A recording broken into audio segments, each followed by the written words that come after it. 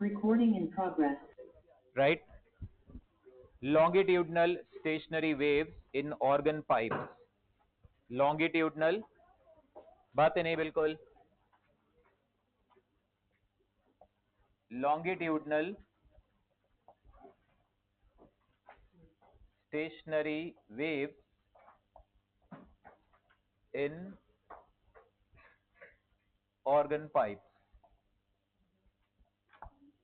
मतलब जैसे फ्लूट होती है, बांसुरी, वो ट्यूब पतली सी, वैसे टाइप की एयर कॉलम वाइब्रेट करेगा इसमें. ठीक है, जैसे ये सपोज दैट हमारे पास क्लोज्ड ऑर्गन पाइप है, लाइक दिस इज क्लोज्ड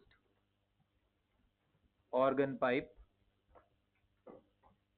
है ना. क्लोज्ड ऑर्गन पाइप का मतलब ये नहीं है दोनों तरफ से बंद कर दो, इधर से ऊपर से ओपन है, यहां क्लोज्ड है.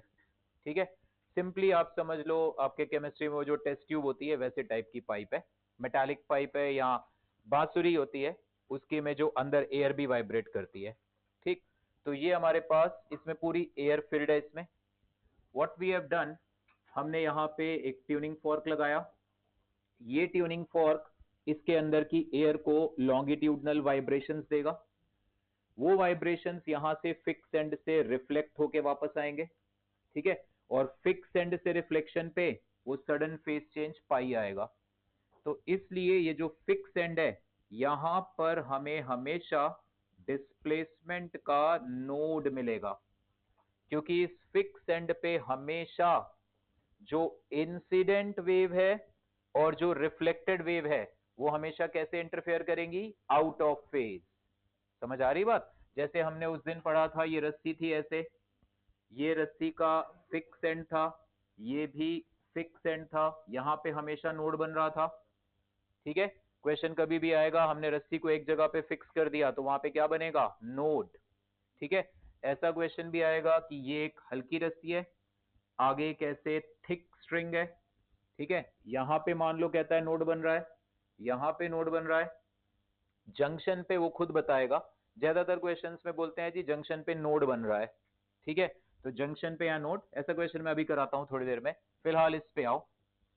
फिक्स एंड पर ये जो क्लोज्ड ऑर्गन पाइप है इसके इस एंड पर हमेशा क्या बनेगा, डिस्प्लेसमेंट का नोड. और ये जो फ्री एंड है, ये यहां पे एयर फ्रीली वाइब्रेट कर सकती है, तो इस जगह पे जो इंसिडेंट वेव है और जो रिफ्लेक्ट होके वेव आ रही है उनका सुपरपोजिशन होगा कंस्ट्रक्टिव. तो इस जगह पे हमें क्या मिलेगा, इस जगह पे हमें मिलेगा डिस्प्लेसमेंट का एंटी नोड. इस तरह से सिचुएशन होगी, बिल्कुल जैसे उस दिन हमने रस्सी वाले वाइब्रेशंस देखे थे. रस्सी वाइब्रेट करती थी एक लूप में, दो लूप में, तीन लूप में, चार लूप में. ठीक है, for string fixed at both ends. वंश, सिक्स्थ ओवरटोन क्या रहा होगा, खड़े हो जाओ. For string fixed at both ends, natural frequencies बोलो जरा.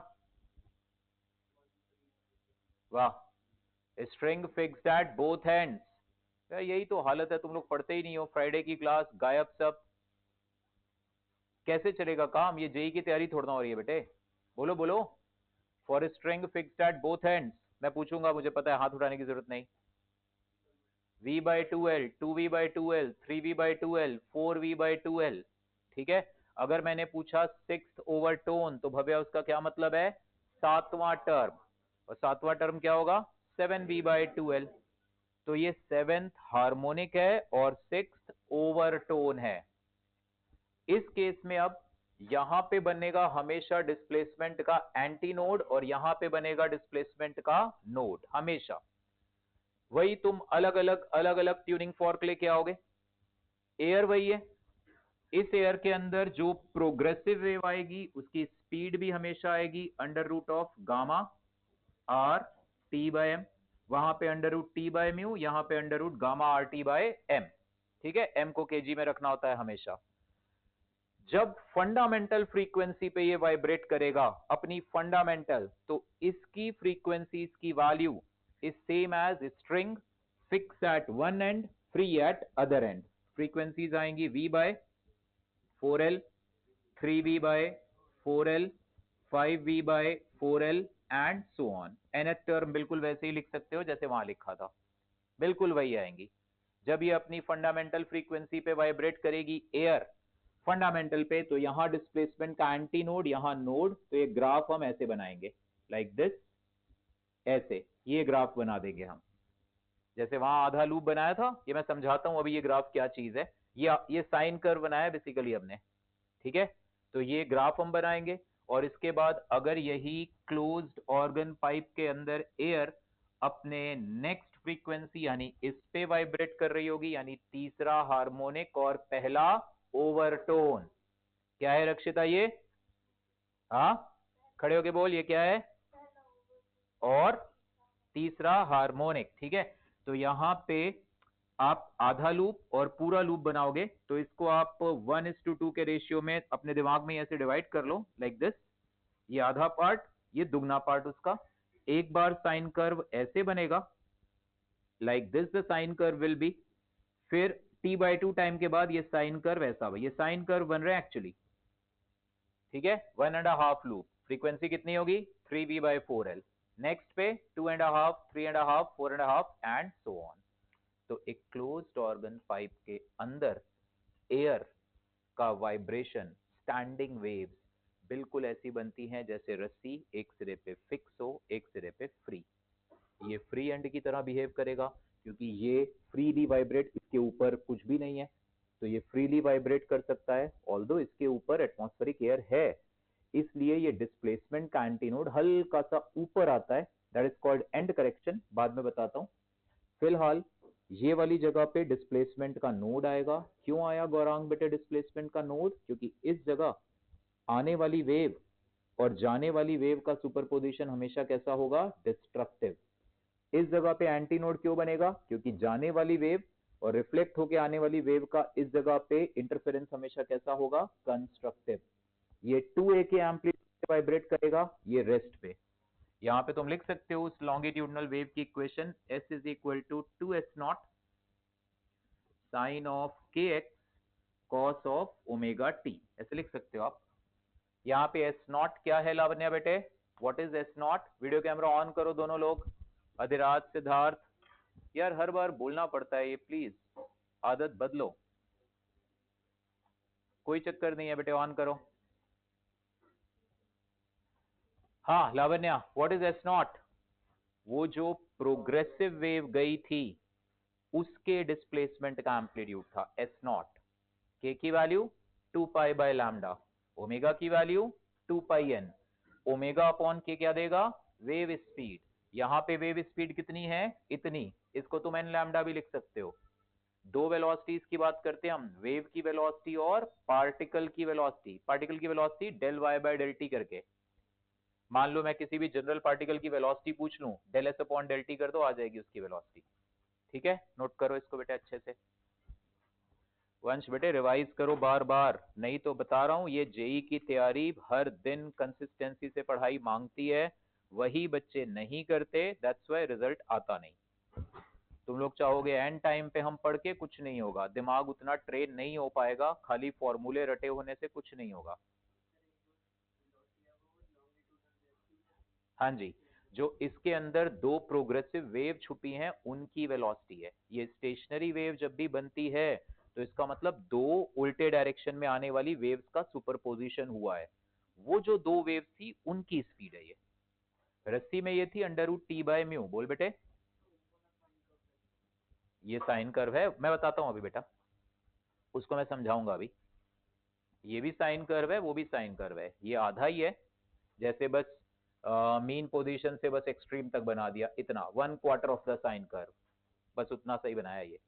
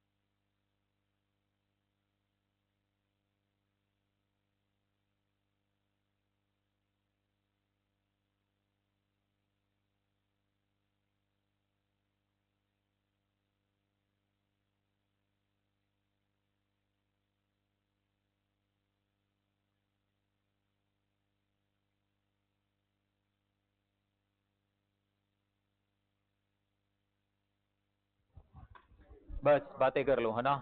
नहीं कि दिमाग लगाओ ये कैसे है क्या है, कुछ आराम से सोचो बेटा इन चीजों को। आकृति, जैसे साइन कर्व ना बन रहा। अरे साइन कर्व है बेटा, साइन कर्व बना। ठीक है, ठीक है। इस जगह पे लिख लो इस चीज को। At the closed end of the pipe, at the closed end of the pipe we get displacement node. At the closed end of the pipe we get displacement node because incident wave and reflected wave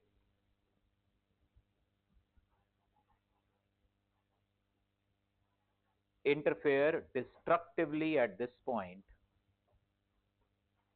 Interfere destructively at this point. ठीक है? इस जगह पे जीवन ज्योत, जब incident progressive wave आएगी displacement वाली, तो रिफ्लेक्टेड वाली में सडन फेज चेंज आएगा पाई का, तभी तो डिस्ट्रक्टिव इंटरफेरेंस हो रहा है। और इस जगह से जब रिफ्लेक्ट होगी, ऐसे ऐसे जाके अगर रिफ्लेक्ट होगी, तो नो सडन फेज चेंज। किसका? डिस्प्लेसमेंट वाली लॉन्गिट्यूडनल वेव का। किसका काव्या?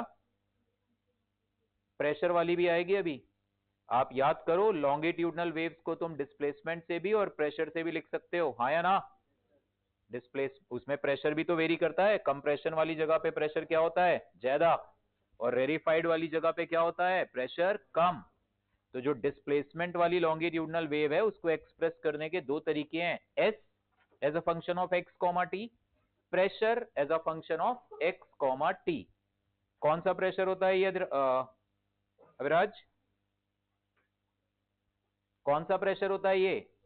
नॉर्मल प्रेशर से कितना ज्यादा या कितना कम।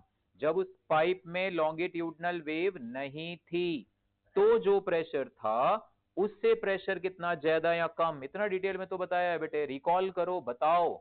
टेस्ट की तैयारी नहीं करी आज के? तेज बोलो। करी है ना? ठीक है, देखते हैं अभी। फाइन, क्लियर है? सो इस तरह से तो दिस क्लोज्ड ऑर्गन पाइप, इसमें जो फ्रीक्वेंसीज आएंगी ऐसी।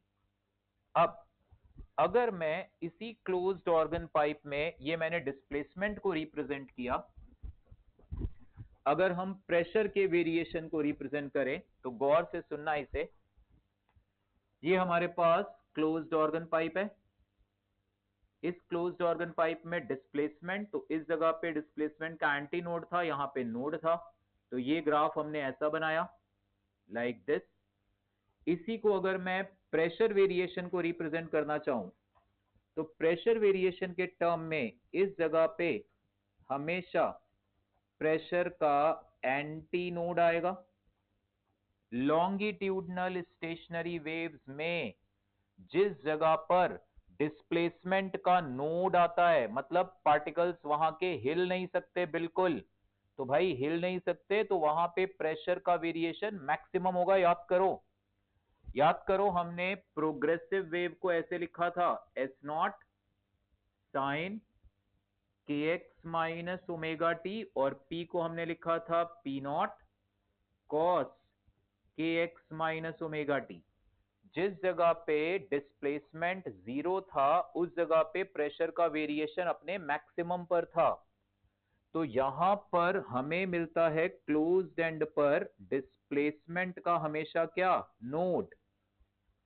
मतलब यहां वाली एयर बिल्कुल भी वाइब्रेट नहीं कर पाएगी। क्यों नहीं कर पा रही? क्योंकि आने वाली वेव और रिफ्लेक्टेड वेव एक दूसरे को कैंसल आउट कर रहे हैं यहां पे, तो ये बेचारे पार्टिकल हिल ही नहीं पा रहे। तो यहां पे डिस्प्लेसमेंट बिल्कुल भी नहीं चेंज होगा, तो प्रेशर का चेंज मैक्सिमम आएगा। एंटी नोड, एंटी नोड मतलब वहां पे प्रेशर फुल एम्पलीट्यूड से वाइब्रेट करेगा, 2p नॉट। ये अगर प्रोग्रेसिव वेव की इक्वेशन है, तो इसके करस्पॉन्डिंग स्टेशनरी वेव की इक्वेशन क्या होगी? 2p not sine K x cos के एक्स, वो चाहे जो मर्जी लिख लो, sign K x cos omega T. Okay. और इस जगह पे डिस्प्लेसमेंट का एंटी नोड आएगा तो प्रेशर का क्या बनेगा, नोड। तो बिल्कुल उल्टा कर देना है, डिस्प्लेसमेंट का एंटी नोड है तो यहाँ पे बस इसी का उल्टा ग्राफ बन जाएगा, ऐसा ग्राफ बनेगा, लाइक दिस, ये ग्राफ बनेगा। जिस जगह पे याद रखना डिस्प्लेसमेंट का, हमें देखो बड़ा लॉजिकल है, क्योंकि यहाँ वाले मॉलिक्यूल्स फ्री हैं, इनके पीछे क्योंकि और कुछ नहीं है, तो यहाँ वाले मॉलिक्यूल्स फ्री हैं, तो हमेशा ओपन एंड पे डिस्प्लेसमेंट का एंटी नोड आएगा, ये मॉलिक्यूल मैक्सिमम एम्पलीट्यूड से वाइब्रेट करेंगे तो प्रेशर का नोड आएगा। फिक्स वाले मॉलिक्यूल हिल डुल नहीं सकते बिल्कुल, क्यों नहीं, क्योंकि आने वाली वेव और रिफ्लेक्टेड वेव का इंटरफेरेंस यहाँ कैसा है, डिस्ट्रक्टिव, तो ये बिल्कुल हिल डुल नहीं सकते, तो डिस्प्लेसमेंट का नोड तो प्रेशर का एंटी नोड, उल्टा है। इस क्लोज्ड ऑर्गन पाइप में जिस जगह प्रेशर का एंटी नोड आएगा वहां पे डिस्प्लेसमेंट का नोड आएगा। याद कैसे रहेगा, अच्छा ओपन एंड है, ओपन एंड है तो एयर मॉलिक्यूल फ्री है, फ्रीली हिल डुल सकते हैं, तो डिस्प्लेसमेंट का एंटी नोड तो प्रेशर का नोड। फिक्स एंड वाले बिल्कुल नहीं हिल सकते, क्यों नहीं, क्योंकि आने जाने वाली वेव कैंसिल आउट कर रही है एक दूसरे को, तो वहां पे डिस्प्लेसमेंट का नोड तो प्रेशर का एंटी नोड। ठीक है, तो डिस्प्लेसमेंट की इक्वेशन में यहाँ पे अगर कॉस के एक्स आएगा तो प्रेशर में साइन के एक्स आएगा। ठीक, मतलब अगर मैं इसको x इक्वल टू 0 ले रहा हूं तो x इक्वल टू 0 पे साइन 0 हो गया, प्रेशर खत्म, तो यहाँ पे प्रेशर का क्या बन रहा है, नोड, और यहाँ पे प्रेशर का एंटी नोड। ठीक है, नोट करो इसको।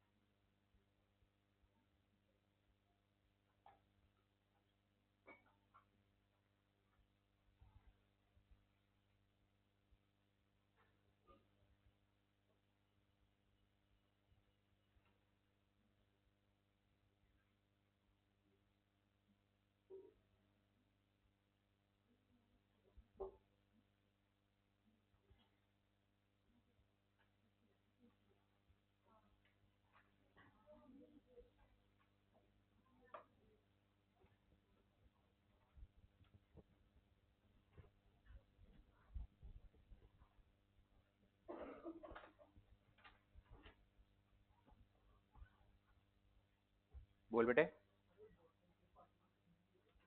इस जगह पे क्यों फिक्स होना चाहिए, इट्स लाइक एक पार्टिकल है, उस पे तू जैसे ही प्रेशर बढ़ाना चाह रहा है वो एकदम फ्री है, तू जैसे ही प्रेशर बढ़ाना चाहेगा वो चला जाएगा, यू कैन नॉट, है ना। ये दीवार फिक्स है, मैं जितना चाहे इसको जोर से दबा लूं, मान ले इस दीवार की जगह कोई बड़े हल्के एयर मॉलिक्यूल तो हल्के से ही है, हल्के से है, तू जैसे ही उस पे फोर्स लगाने लगा पीछे हट गए, तो किस पे प्रेशर तू ज्यादा बढ़ा पाएगा, जो फिक्स है उस पे ना, हिल नहीं रहा। एक बंदा खड़ा है मोटा सा एकदम आगे दीवार, उस पे तू जितना मर्जी जोर लगा ले वो हिलना ही नहीं है, वो हल्का फुल्का है कोई समग्र अगर बेटे, तो तुमने अभी फोर्स लगाया नहीं, वो बेटा चला गया आगे, खुद ही सोचो ना लॉजिकली। तो इसलिए जहां पे मॉलिक्यूल हिल नहीं पा रहे बिल्कुल, वहां तुम प्रेशर जितना चाहे इंक्रीज कर सकते हो। ठीक है, मतलब ये एक लेमन लैंग्वेज में समझाने वाली बात है, मैथमेटिकली उन इक्वेशन से तुम्हें क्लियर मिलेगा। ठीक है, तो अभी और गौर से सुनना, काव्या तू बताएगी बेटे, यहां पे जब तूने ही बताया था डिस्प्लेसमेंट वाली लॉन्गिट्यूडनल वेव जब यहां से रिफ्लेक्ट हुई थी, तो डिस्प्लेसमेंट वाली लॉन्गिट्यूडनल वेव जब यहां से रिफ्लेक्ट हुई तो सडन फेज चेंज पाई का हुआ था, तभी तो यहां डिस्ट्रक्टिव इंटरफेरेंस आया था। प्रेशर वाली वेव को एक्सप्रेशन को जब यहां से रिफ्लेक्ट कराओगे तो नो फेज चेंज, क्योंकि अगर इसी लॉन्गिट्यूडनल वेव को तुम प्रेशर के टर्म्स में लिखोगे तो आने वाली वेव जब रिफ्लेक्ट होके जाएगी नो सडन फेज चेंज, तभी तो आने वाली वेव रिफ्लेक्टेड वेव का इंटरफेरेंस यहाँ कैसा हो रहा है, कंस्ट्रक्टिव, तभी तो यहाँ प्रेशर और तेजी से बढ़ रहा है, समझ रहे हो। तो लॉन्गिट्यूडनल वेव वही है बेचारी, उसको अगर तुम डिस्प्लेसमेंट के हिसाब से लिख रहे हो तो क्लोज्ड एंड पे कहोगे पाई का फेज चेंज, और प्रेशर के हिसाब से लिख रहे हो तो क्लोज्ड एंड पे नो फेज चेंज। याद रखना नोड वाली जगह पे, ऐसे याद रखना, नोड वाली जगह पे डिस्ट्रक्टिव इंटरफेरेंस हुआ है और एंटी नोड वाली जगह पे constructive.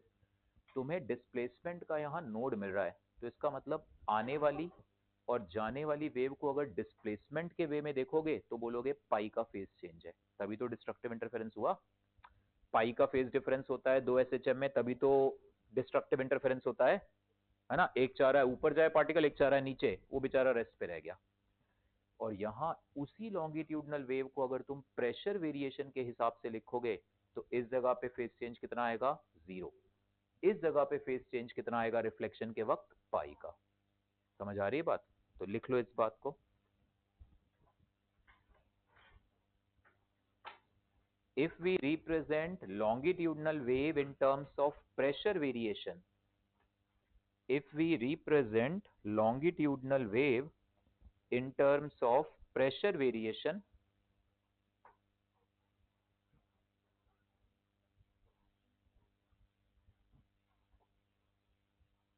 then there is no phase change during reflection at closed end. There is no phase change during reflection at the closed end,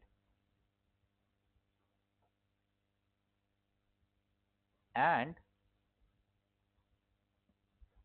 there is a phase change of pi. There is a phase change of pi during reflection at the open end. There is a phase change of pi during reflection at the open end.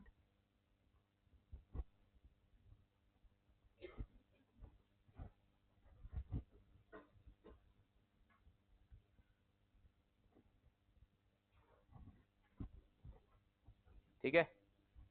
So closed organ pipe में frequencies वही होंगी, तुम चाहे displacement के हिसाब से उसे दिखाओ चाहे प्रेशर के हिसाब से। V/4L, 3V/4L, 5V/4L, 7V/4L। आकृति बेटे चौथा ओवरटोन बोल, चौथा ओवरटोन। आरजू साइड हो बेटा, आकृति को देखने दे मुझे। हाँ बोल बेटे। हाँ चौथा ओवरटोन यानी सीरीज का 5वां टर्म। तो V/4L, 3V/4L, 5V, 7V, 9V/4L। ठीक है, याद रहेगा। हार्मोनिक्स मतलब हीरो। पूछ रहा हूँ, तू तू मतलब सर मैं हीरो हूँ, मुझे देखो इधर। सर मैं बताऊंगा, पूछ रहा हूँ ना मैं, इतना स्मार्ट बच्चा बैठा है।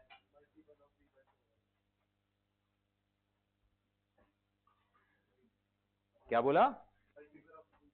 Multiple of fundamental. ओके। अब है open organ pipe. Open organ pipe ऐसी है, लाइक दिस। ठीक, ये ओपन ऑर्गन पाइप है, अंदर यहां पे एयर है पूरी। ठीक, एयर वाइब्रेट करेगी। आरजू बेटे ऐसे नहीं बोलना चीपनेस सर, एयर गिर नहीं जाएगी ऐसे। तो यहाँ पे पूरी ये एयर है, बाहर भी एयर है, इधर भी एयर है, ये पूरी एयर ट्रैप्ड है यहाँ पे। यहाँ पे फिर से तुम ट्यूनिंग फॉर्क लेकर आए, वाइब्रेट कराया इसको, अलग अलग ट्यूनिंग फॉर्क से वाइब्रेट कराऊंगा। ठीक है, कुछ सिलेक्टेड ट्यूनिंग फॉर्क के लिए ही वाइब्रेशंस प्रॉपर आएंगे, है ना, प्रॉपर वाइब्रेशंस आएंगे। और इस बारी ना रस्सी के केस में तो आप सिर्फ देख सकते हो कि हाँ प्रॉपर लूप बन रहा है, 1 लूप, 2 लूप, 3 लूप वगैरह। यहां पे तो तुम्हें कुछ दिखेगा नहीं, हवा दिखेगी तो नहीं। तो यहां कैसे पहचानोगे कि ये एयर रेजोनेंस में है, यानी ये एयर इस ट्यूनिंग फॉर्क की हेल्प से जब वाइब्रेट कर रही है तो वो फ्रीक्वेंसी उसकी नेचुरल फ्रीक्वेंसी में से एक है, आवाज तेज आएगी तुम्हें। क्योंकि जब एयर लार्ज एम्पलीट्यूड पे वाइब्रेट करेगी तो तुम्हें तेज आवाज आएगी। ठीक है, ये एक्सपेरिमेंट करा क्लास 11 में, करवाया क्या नहीं? Measurement of sound velocity by resonance column method. नहीं, चलो मैं अभी बताता हूं। ठीक है, तुम्हें आवाज, तुम अपना कान पास लेके जाओगे, तुम्हें तेज आवाज आएगी, क्योंकि वो एयर के वाइब्रेशन तेज होंगे तो साउंड प्रोड्यूस होगी। ठीक, तो आप बातें नहीं, वो बड़े बातें करते हो यार, सामने ध्यान दो, अपनी सुनो। अभी आधा दिमाग आधा उधर। ये मल्टीप्लाई होता है 1/2 इंटू 1/2। सो यहां पे ये एयर वाइब्रेट करेगी, तुम जिस फ्रीक्वेंसी पे वाइब्रेट कराओगे उस पे वाइब्रेट करेगी। अगर वो फ्रीक्वेंसी इसकी नेचुरल फ्रीक्वेंसी से मेल खा गई तो रेजोनेंस आएगा। तो इस बारी जब ये अपने फंडामेंटल फ्रीक्वेंसी पे वाइब्रेट करेगा तो ये फ्री है, फिर से दिमाग लगाओ, फ्री है तो molecules are free to vibrate, तो डिस्प्लेसमेंट का क्या बनेगा, एंटी नोड। प्रेशर का क्या बनेगा, नोड। यहां वाला भी इस बार फ्री है तो यहां पे भी डिस्प्लेसमेंट का एंटी नोड, तो प्रेशर का node. I am showing pressure this time, pressure variation.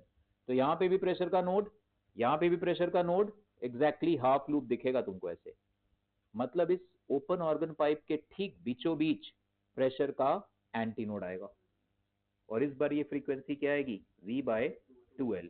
अगली 2 टाइम्स, 3 टाइम्स, 4। ये बिल्कुल एक लूप। और ये प्रेशर को दिखाया मैंने। अगर आप इसी डिस्प्लेसमेंट को दिखाना चाहते हो इसी में, ये वही ट्यूनिंग फॉर्क है जो इस एयर को अपनी फंडामेंटल फ्रीक्वेंसी पे वाइब्रेट करा रहा है।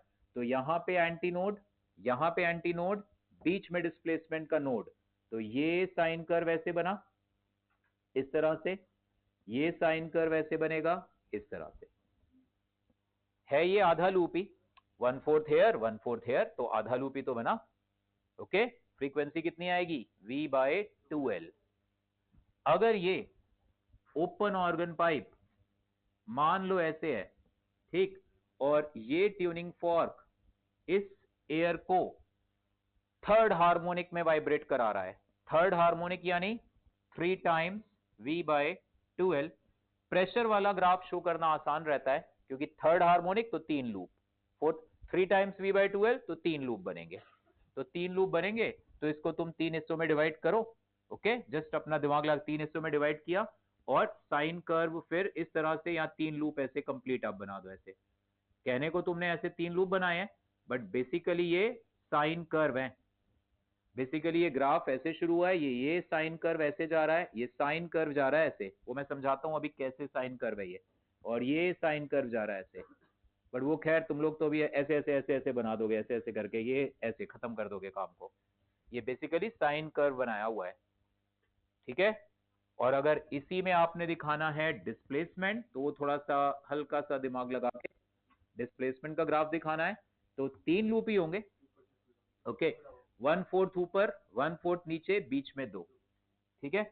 ये आधा आधा था, सॉरी, मैंने 1/4 बोला, इसको हाफ हाफ है ना लूप, तो ये टोटल एक लूप बन रहा है।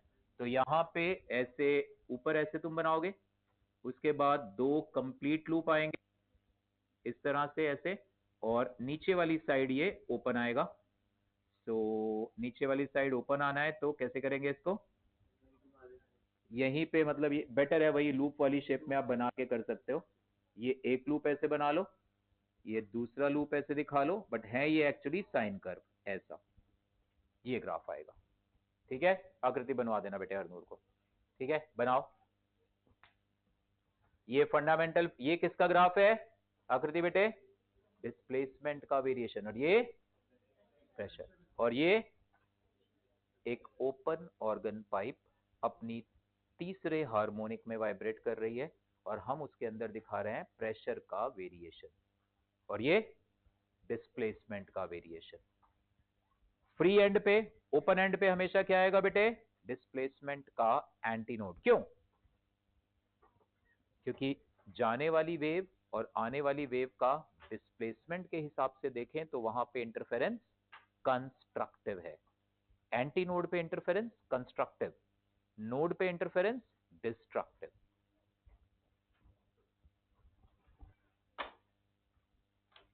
हरनूर V की वैल्यू कितनी, √, सामने जो डायग्राम है मैं उसी की पूछूंगा, मैं तेरे से 4 दिन पहले चीज पूछूंगा, √γ/T/m, √T/μ रस्सी वाली थी। अनंतवीर से पूछता अभी फटाफट तुरंत आंसर देता। तो मैं भी तो वही कह रहा हूं, तू खुद पे ही डाउट कर रहा है, मैं तो तेरे पे विश्वास कर रहा हूं, तू डाउट कर रहा है अपने आप पे। क्या बेटा अर्जू टेढ़े मेढ़े से तू लूप बना रही है, कोई बात नहीं, चल चलेगा चलेगा चलेगा।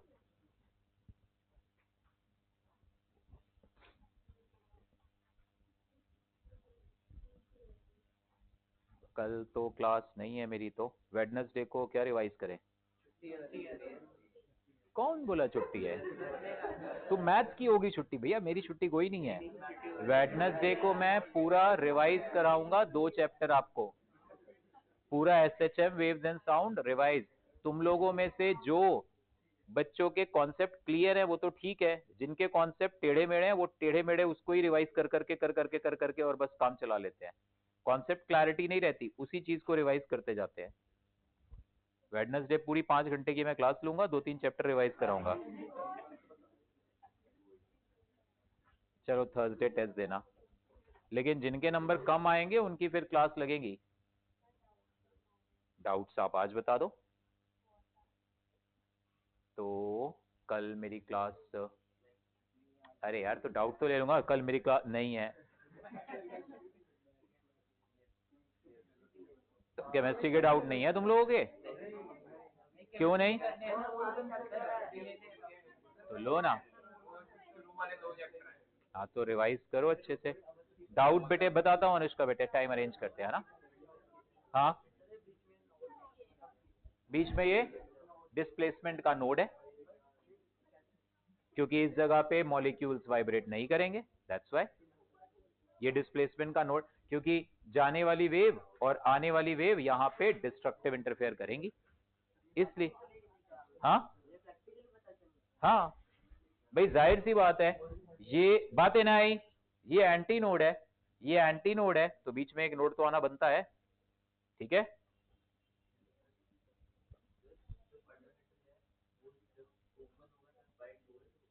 हाँ V/2L, 2 times V/2L, 3 times V/2L and so on. वो ओपन ऑर्गन पाइप में था, ये सॉरी वो क्लोज्ड ऑर्गन पाइप में था, ये ओपन ऑर्गन पाइप है। हाँ इसके ऊपर लिख लेना, it is open organ pipe. और ओपन मतलब दोनों साइड ओपन है, और क्लोज्ड मतलब एक साइड क्लोज्ड है, पता चला दोनों साइड बंद कर दी, फिर ट्यूनिंग फॉर्क वाइब्रेशंस कैसे भेजेगा अंदर? हाँ बेटा, क्योंकि वो वेव्स का जाने वाली और आने वाली वेव रिफ्लेक्ट होके सुपर इम्पोज कर रही है एक दूसरे के साथ। रिफ्लेक्शन यहां से ओपन एंड से, ओपन एंड से होगा रिफ्लेक्शन। जैसे वहां पे रस्सी वाली वेव का वो रिंग नहीं थी, रिंग के पीछे कुछ भी नहीं था, तो वेव रिफ्लेक्ट होके आई ना बेटे। रस्सी वाले से इमेजिन कर, रस्सी या इसी को इमेजिन कर, यहां पे जब यहां से तूने वाइब्रेशंस भेजे, इसके ठीक ऊपर वाले मॉलिक्यूल्स इसको जब ऐसे नीचे पुश करेंगे तो ये पीछे जाएंगे एक बारी, फिर जब उनको उनके पीछे वाली जगह पे प्रेशर घटेगा तो वो वापस ऊपर उठेंगे, तो ये भी तो वापस ऊपर उठेगा। तो वापसी के वक्त ये फिर आगे वाली एयर को पुश करेगा, तो रिफ्लेक्शन होगा यहां से, नहीं वापस आएगी, क्योंकि प्रेशर फिर घटेगा भी तो, बढ़ा था तो घटेगा भी तो। जैसे वो तू सोच, रस्सी थी, रिंग थी, रस्सी के पार्टिकल ने रिंग को, वो जो मासलेस रिंग थी, ऊपर खींचा, उसके बाद उसको नीचे भी वापस खींचा ना, तो नीचे जब वापस खींचा तो रिंग ने भी तो वापस उसको फोर्स दिया, एक्शन रिएक्शन, तो उस वजह से रिफ्लेक्शन हुआ था। बिल्कुल वही, आराम से सोचना, इट विल टेक टाइम, थोड़ा टाइम लगेगा उसको दिमाग में बिठाने में, बट आ जाएगा 100%, नहीं तो मैं बताऊंगा एक बार, ठीक है। तू उससे रिकॉल करना बेटे, जो वो रस्सी वाला फ्री एंड से रिफ्लेक्शन हुआ था, है ना, क्योंकि समझ क्लियर होगी तो तू समझ जाएगा, फिक्स एंड से जैसे रिफ्लेक्शन हो रहा है, फ्री से भी वैसे ही हो रहा है। हाँ सडन फेज चेंज नहीं आ रहा उसमें, रस्सी वाले केस में, ठीक है।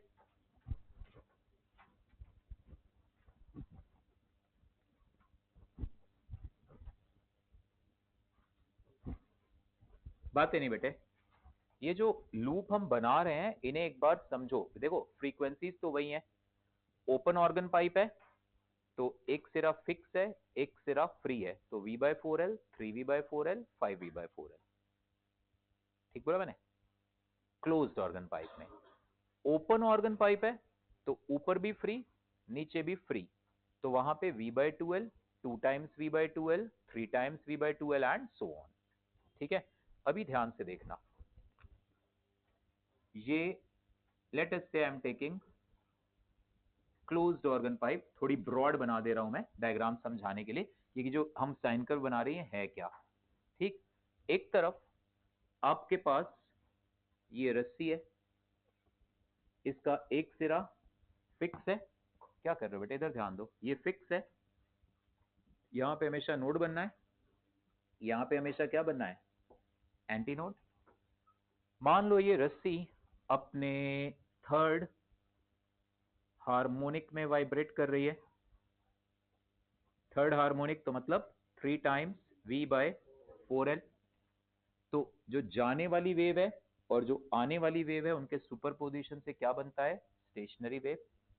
एक पर्टिकुलर टाइम आता है रस्सी के सारे पार्टिकल्स अपनी अपनी एक्सट्रीम पोजीशन पे एक साथ पहुंचते हैं। रिमेंबर, स्टेशनरी वेव में अलग अलग पार्टिकल्स का एम्पलीट्यूड अलग अलग होता है, बट सारे अपने एक्सट्रीम पर एक साथ आते हैं। एक पर्टिकुलर टाइम पे तुम्हें रस्सी की शेप ऐसे दिखाई देगी, ऐसी। इसके t/4 टाइम के बाद रस्सी स्ट्रेट दिखाई देगी।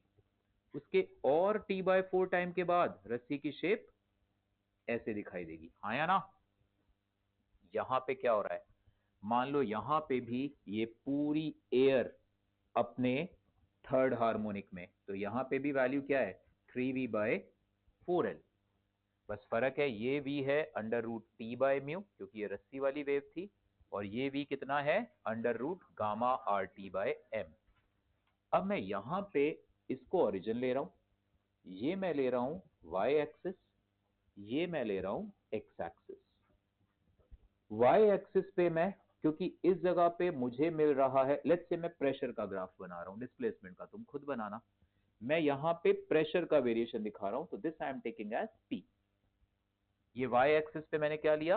प्रेशर। x एक्सिस पे मीन पोजीशन। एक पर्टिकुलर टाइम आएगा जब इन सारे एयर मॉलिक्यूल्स पे प्रेशर अपनी अपनी रिस्पेक्टिव एक्सट्रीम पोजीशन पे एक साथ, जैसे वहां सारे पार्टिकल्स का displacement at a time maximum, यहां पे सब जगहों पर प्रेशर अपने अपने मैक्सिमम पर। एंटी नोड पे कितना? 2p0। नोड पे कितना? 0।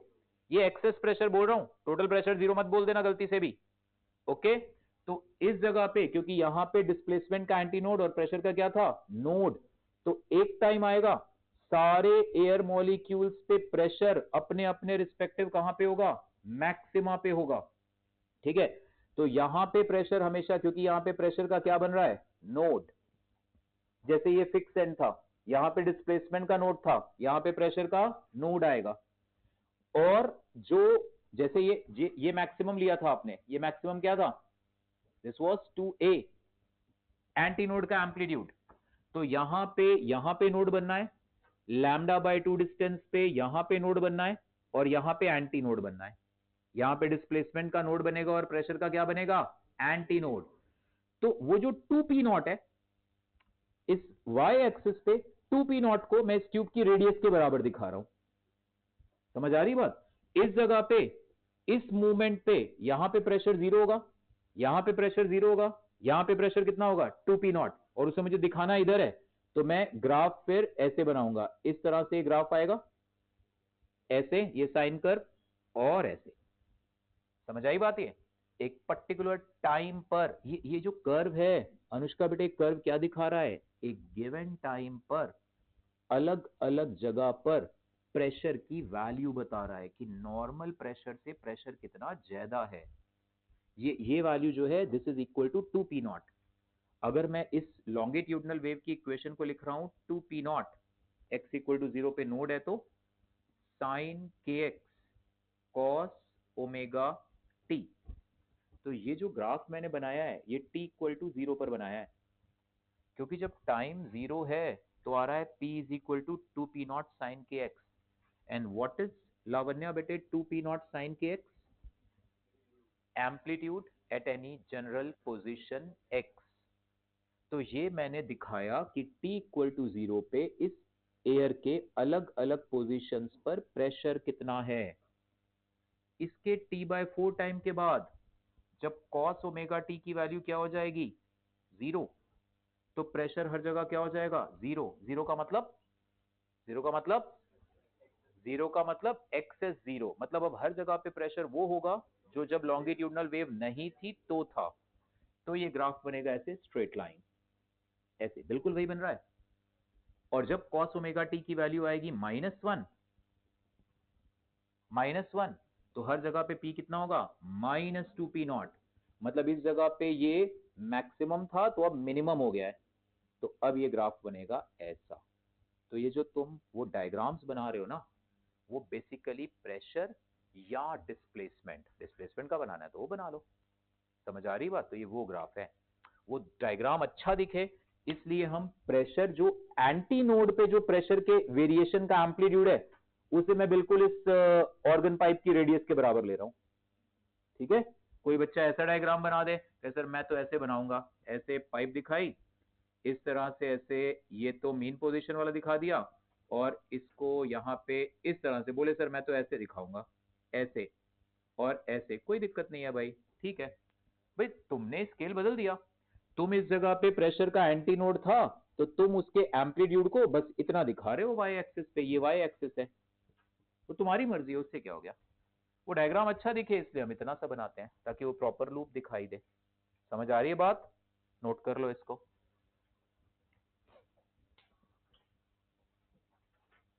बहुत ध्यान से समझने वाली चीजें हैं ये, हमें भी पता है, चैलेंज करता है ये, ऊपर से एकदम लास्ट में आता है टॉपिक, ये अगले साल बड़े प्यार से फिर करना पड़ता है, तब तक हवा हो चुका होता है सब। ऐसे ऐसे नहीं करो, बोलो नहीं होने देंगे सर, आपकी बात को गलत साबित करके दिखाएंगे, बार बार रिवाइज करेंगे इसको ना, विल पावर बढ़ानी नहीं है। हाँ सर ठीक, आधे तो इसी में ही, ओके ठीक है सर, अब आपने कह दिया, अब हम क्या फाइट मारे उसमें। मतलब जेई के लिए तैयारी करो यार, एकदम टफ विल पावर होनी चाहिए आपकी। कैसे नहीं करेंगे, कोई कॉन्सेप्ट ही है ना, 4 बार पढ़ेंगे इसको, बार बार रिकॉल होगा, पहली बार थोड़ी थोड़ी क्लैरिटी आएगी, दूसरी बार और आएगी, तीसरी बार और आएगी। कब तक हरनूर हम v equal to under root T by mu ही बोलते रहेंगे, चाहे लॉन्गिट्यूडनल वेव भी आ गई तो? क्या मैं पढ़ा कुछ रहा हूं, पूछूंगा कुछ और।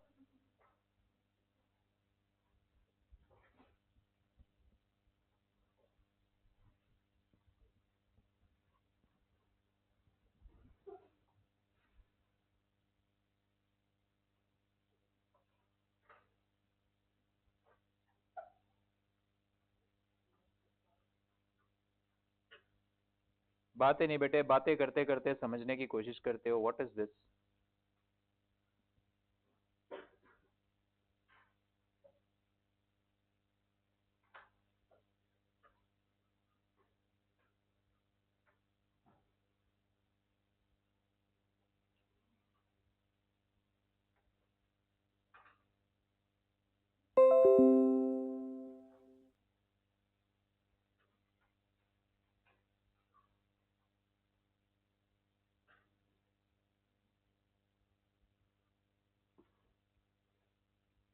विनायक मैं तुम्हें बाहर करूं क्लास से तुरंत?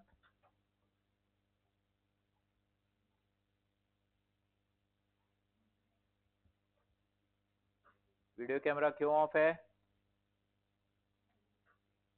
विनायक? साल बीत, सॉरी सर क्या मतलब है बेटे, जब फिक्स है तो फिक्स है रूल। सर वो ध्यान नहीं दिया मैंने, सॉरी। हाँ ध्यान से ऑन नहीं होगा, ध्यान से ऑफ ही होगा।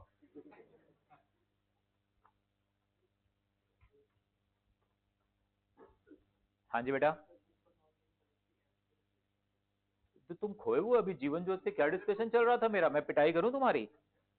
तो दिमाग लगाओ एक बारी, उससे 2 मिनट तो डिस्कशन चला ही है कि क्या हो रहा है, थोड़ी देर बाद जाके हाँ सर जरा बताना। तो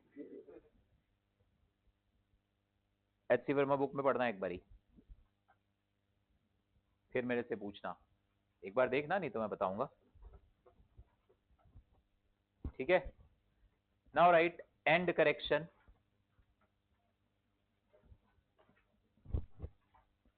एंड करेक्शन।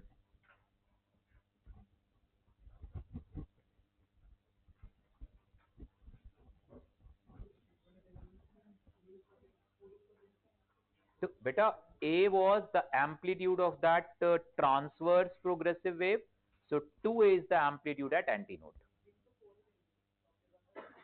हाँ हाँ बिल्कुल, नहीं रिंग वहां पे एंटीनोड 2A ऊपर जा रही है। अरे बेटा आने वाली वेव का एम्पलीट्यूड A था, रिफ्लेक्टेड का भी A था, तो रिंग 2A ऊपर जाएगी ना, ये भी 2A ऊपर जाएगा, रिंग भी 2A ऊपर जाएगी। मतलब तुम फ्रीक्वेंसी बदल दोगे तो अब रस्सी के डिफरेंट पॉइंट्स पे एंटीनोड बनेगा, बट रिंग पे हमेशा एंटीनोड बनेगा, हमेशा, जब जब रेजोनेंस होगा तो। ठीक है, अच्छा बातें ना आई। रक्षिता इधर ध्यान दे बेटे, क्यों कंफ्यूज करिए तरन को, इधर ध्यान दो। एंड करेक्शन में क्या होता है, ये जो ओपन एंड है, बातें नहीं, क्लोज्ड एंड के लिए कोई चक्कर नहीं है। इस जगह पे हमेशा आरजू बेटे क्या मिलेगा, और प्रेशर का एंटीनोड। लॉजिकली याद रहेगा, क्योंकि यहां पे क्लोज है पाइप, तो पार्टिकल्स यहां पे बिल्कुल हिलडुल नहीं सकते, तो डिस्प्लेसमेंट का नोड और प्रेशर का एंटीनोड। ठीक, ये जो हम कहते थे यहां पर हमें मिलता है डिस्प्लेसमेंट का एंटीनोड या प्रेशर का नोड, वो इसलिए कहते थे क्योंकि हम कहते थे इसके पीछे कुछ भी नहीं है, बट एक्चुअली एयर तो है ना यहाँ पे एटमॉस्फेरिक, तो इस वजह से भाई पीछे अगर वैक्यूम होता, कुछ भी ना होता, सिर्फ यही एयर होती, तो शायद तुम्हें डिस्प्लेसमेंट का एंटीनोड ठीक यही मिलता, बट बिकॉज पीछे एयर है, उसका भी प्रेशर का इफेक्ट है, so because of that open and पर जो हमें डिस्प्लेसमेंट का एंटीनोड या प्रेशर का नोड मिलता है वो स्लाइटली ऊपर मिलता है, और ये जो डिस्टेंस आती है small E, this value is 0.6 times the radius of this organ pipe. ये डायरेक्ट आपने याद रखना है, इसका डेरिवेशन हमारे सिलेबस में नहीं है, कैसे आया 0.6 क्यों आया, कोई और वैल्यू क्यों नहीं। और अगर ये ओपन ऑर्गन पाइप है तो एंड करेक्शन आप दोनों तरफ लोगे। यहां पे आप कहते हो इस जगह पे बेसिकली आना चाहिए डिस्प्लेसमेंट का एंटीनोड या प्रेशर का नोड, वो एक्चुअली यहां पर भी 0.6 आर ऊपर आएगा, यहां पर भी 0.6 आर नीचे, तो this distance e, this distance e, so e की वैल्यू 0.6 आर। तो करना कुछ भी नहीं है, आपने अब इस ट्यूब की लेंथ को एल के बजाय मान लेना है L plus E. For example, अगर ये अपनी फंडामेंटल फ्रीक्वेंसी पे वाइब्रेट कर रही है बिना एंड करेक्शन के, विदाउट एंड करेक्शन, आप कहते थे λ/4 इक्वल टू एल, आप कहते थे यहां पे डिस्प्लेसमेंट का एंटीनोड और यहां पे डिस्प्लेसमेंट का नोड, एक एंटी नोड से अगले नोड तक की दूरी क्या होती है λ/4, तो λ/4 को आप लेते थे एल, है ना, तो लैम्डा की वैल्यू कितनी आती थी 4l, फिर लिखते थे v is equal to nu lambda, so nu कितना आता था v/4l। अब जब आप एंड करेक्शन कंसीडर करोगे, विद एंड करेक्शन, तो कुछ भी नहीं, l की जगह l प्लस ई आ जाएगा सारी फ्रीक्वेंसीज में, और वहां l की जगह l प्लस 2e। भाई अब तुम कहोगे यहां पे डिस्प्लेसमेंट का एंटी नोड है और यहां नोड है, तो इसलिए λ/4 इज इक्वल टू क्या हो जाएगा l प्लस ई, तो लैम्डा कितना हो जाएगा 4 times l plus e, v is equal to nu lambda, so frequency आ जाएगी v by lambda l plus ई।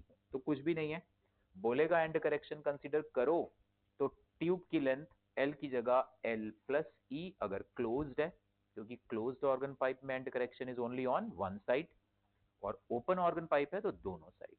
याद रखना ये एंड करेक्शन खाली ओपन एंड के लिए है, क्लोज्ड एंड के लिए नहीं। क्लोज वाली जगह पे, ठीक इसी जगह पे हमें डिस्प्लेसमेंट का नोड और प्रेशर का, थोड़ा टाइम लगेगा, हो जाएगा, ठीक है, थोड़ी प्रैक्टिस करनी पड़ेगी, नोट कर लो इसको।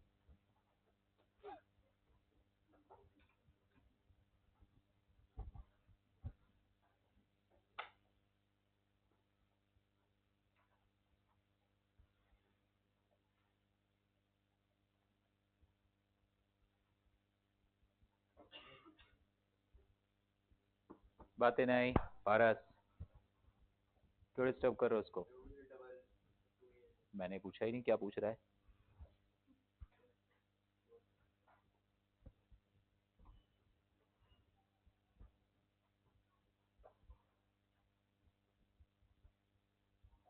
ये रहे हीरो, फिर तुम जानबूझ के,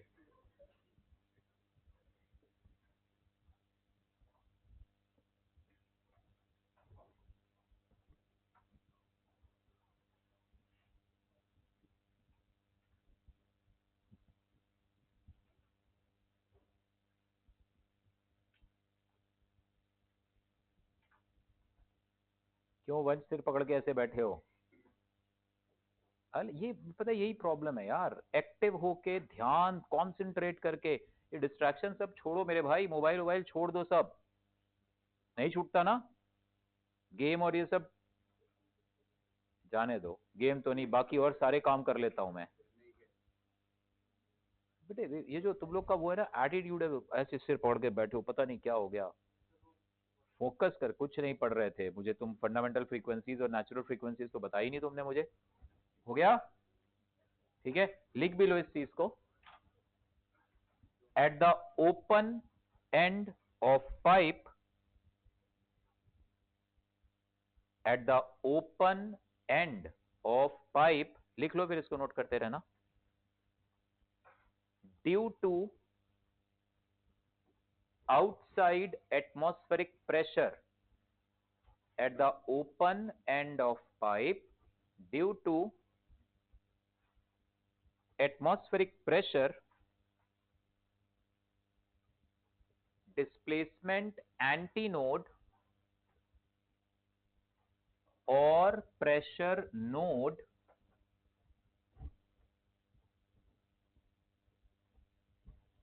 is not obtained exactly at the open end, is not obtained exactly at the open end. It is 0.6 R. It is 0.6 R above open end. Here R is radius of organ pipe. Here R is radius of organ pipe. ठीक है? अच्छा,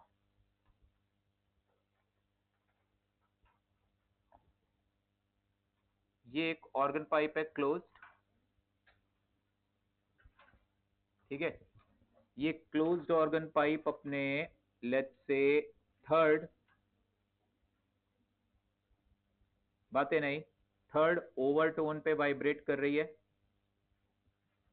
third overtone पे इस जगह पे क्या बनेगा? Displacement का एंटीनोड। और एंड करेक्शन को इग्नोर करो, मैं इसे x इक्वल टू 0 ले रहा हूं। तो डिस्प्लेसमेंट की इक्वेशन मैंने लिखी 2s not sine K X and let's say sine omega T. ये इक्वेशन लिखी 2s not sine K X sine omega T.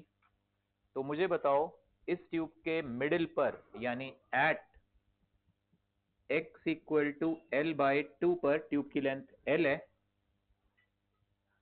Displacement का एम्पलीट्यूड क्या होगा? What will be the displacement amplitude at x equal to L by 2?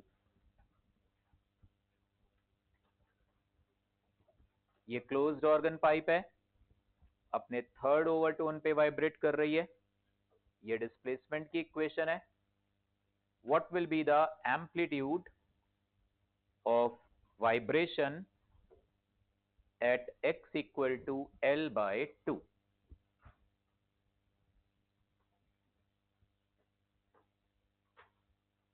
Question लिख लो proper.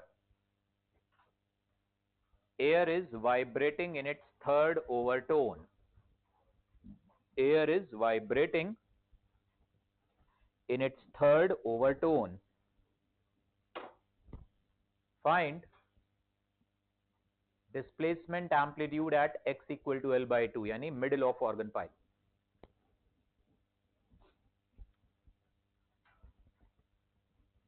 कोई बातें करते हुए मुझे ना दिखे जब मैं आऊंगा।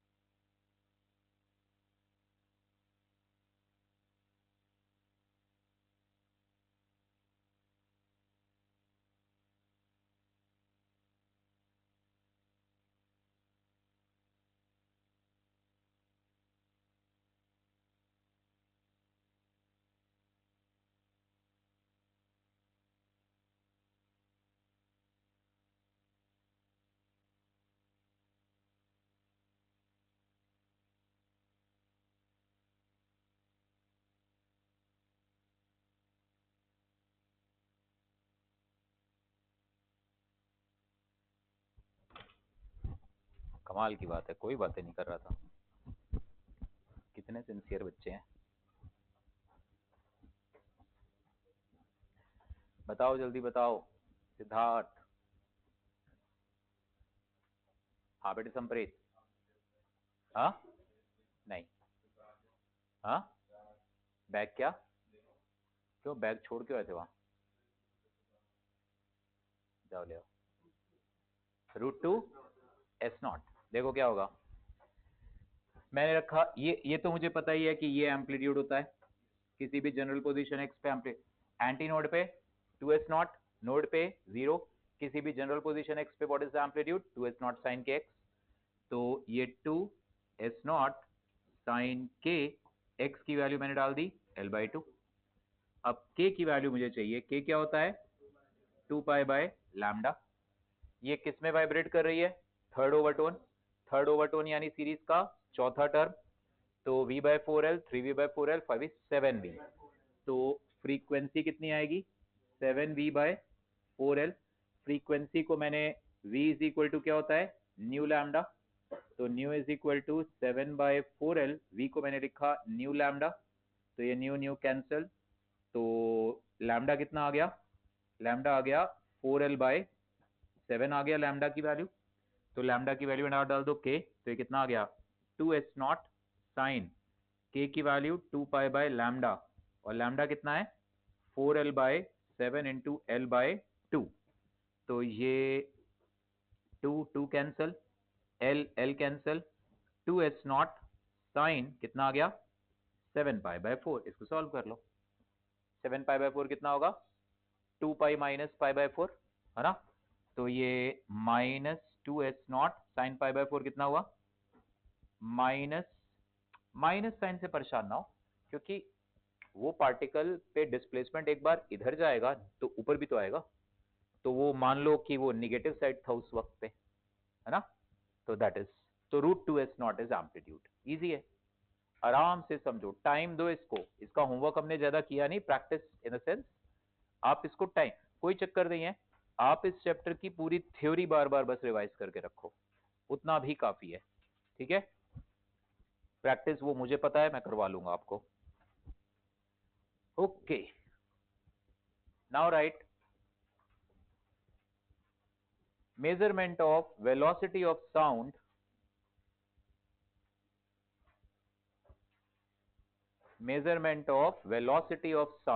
by resonance column method.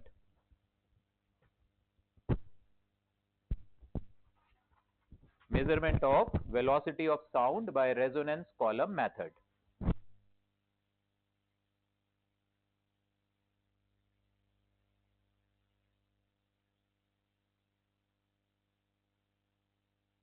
Of velocity of sound by resonance column method. Detail में समझना इसको अच्छे से, बातें नहीं बिल्कुल भी। बेटे काम पे ध्यान दो। देखो इधर, ये हमारे पास एक पाइप है, ऑर्गन पाइप, ऐसे। यहां पे ऐसे ये फ्लेक्सिबल सी रबर की ट्यूब लगी हुई है, ऐसे। और ये एक बड़ा सा ऐसे रिजर्वॉयर है पानी का, ऐसे, लाइक दिस। इसमें हमने पानी पहले यहां तक फिल करा हुआ है, ठीक है। ये ट्यूब तो हमारी फिक्स होती है, किसी स्टैंड पे हम ऐसे फिक्स करके रखते हैं। रिजर्वॉयर को हम अप एंड डाउन मूव कर सकते हैं। ये रबर की ट्यूब है, फ्लेक्सिबल है, ठीक। आप इस पूरे रिजर्वॉयर को नीचे करोगे तो इसमें पानी का लेवल कहां जाएगा? इस वक्त ये पानी का लेवल यहां पे होगा, ये ऐसे, ये पानी का लेवल होगा, क्योंकि यहां और यहां पानी का लेवल मैच करेगा, ठीक। इस रिजर्वॉयर को आप नीचे लेके आओगे थोड़ा सा, तो इसमें पानी का लेवल क्या होगा? नीचे जाएगा। अगर इसको नीचे लाओगे तो इसमें भी पानी का लेवल क्या होगा? नीचे जाएगा। सी, इसको तुम नीचे लायो तो इसके अंदर पानी का लेवल ऊपर जाएगा, इसमें पानी का लेवल नीचे आएगा। क्या बोला हीरो मैंने? कबीर, बस इतने में गिर पड़े, ढेर हो गए। ये पता है, ये लायक सब हो, प्रॉब्लम इज फोकस नहीं है। स्ट्रॉन्ग कॉन्सेंट्रेट, मेडिटेट करना सीखो, मोबाइल वगैरह में नहीं तो ठीक है, जियो अपनी जिंदगी, मजे करो। बिकॉज ढेर सारे और कॉलेज भी तो हैं, आते हैं वहाँ पे, एमिटी है, प्लाक्शा है, चित्कारा है, थापर भी है, वहां भी तो जाना है ना जनता ने।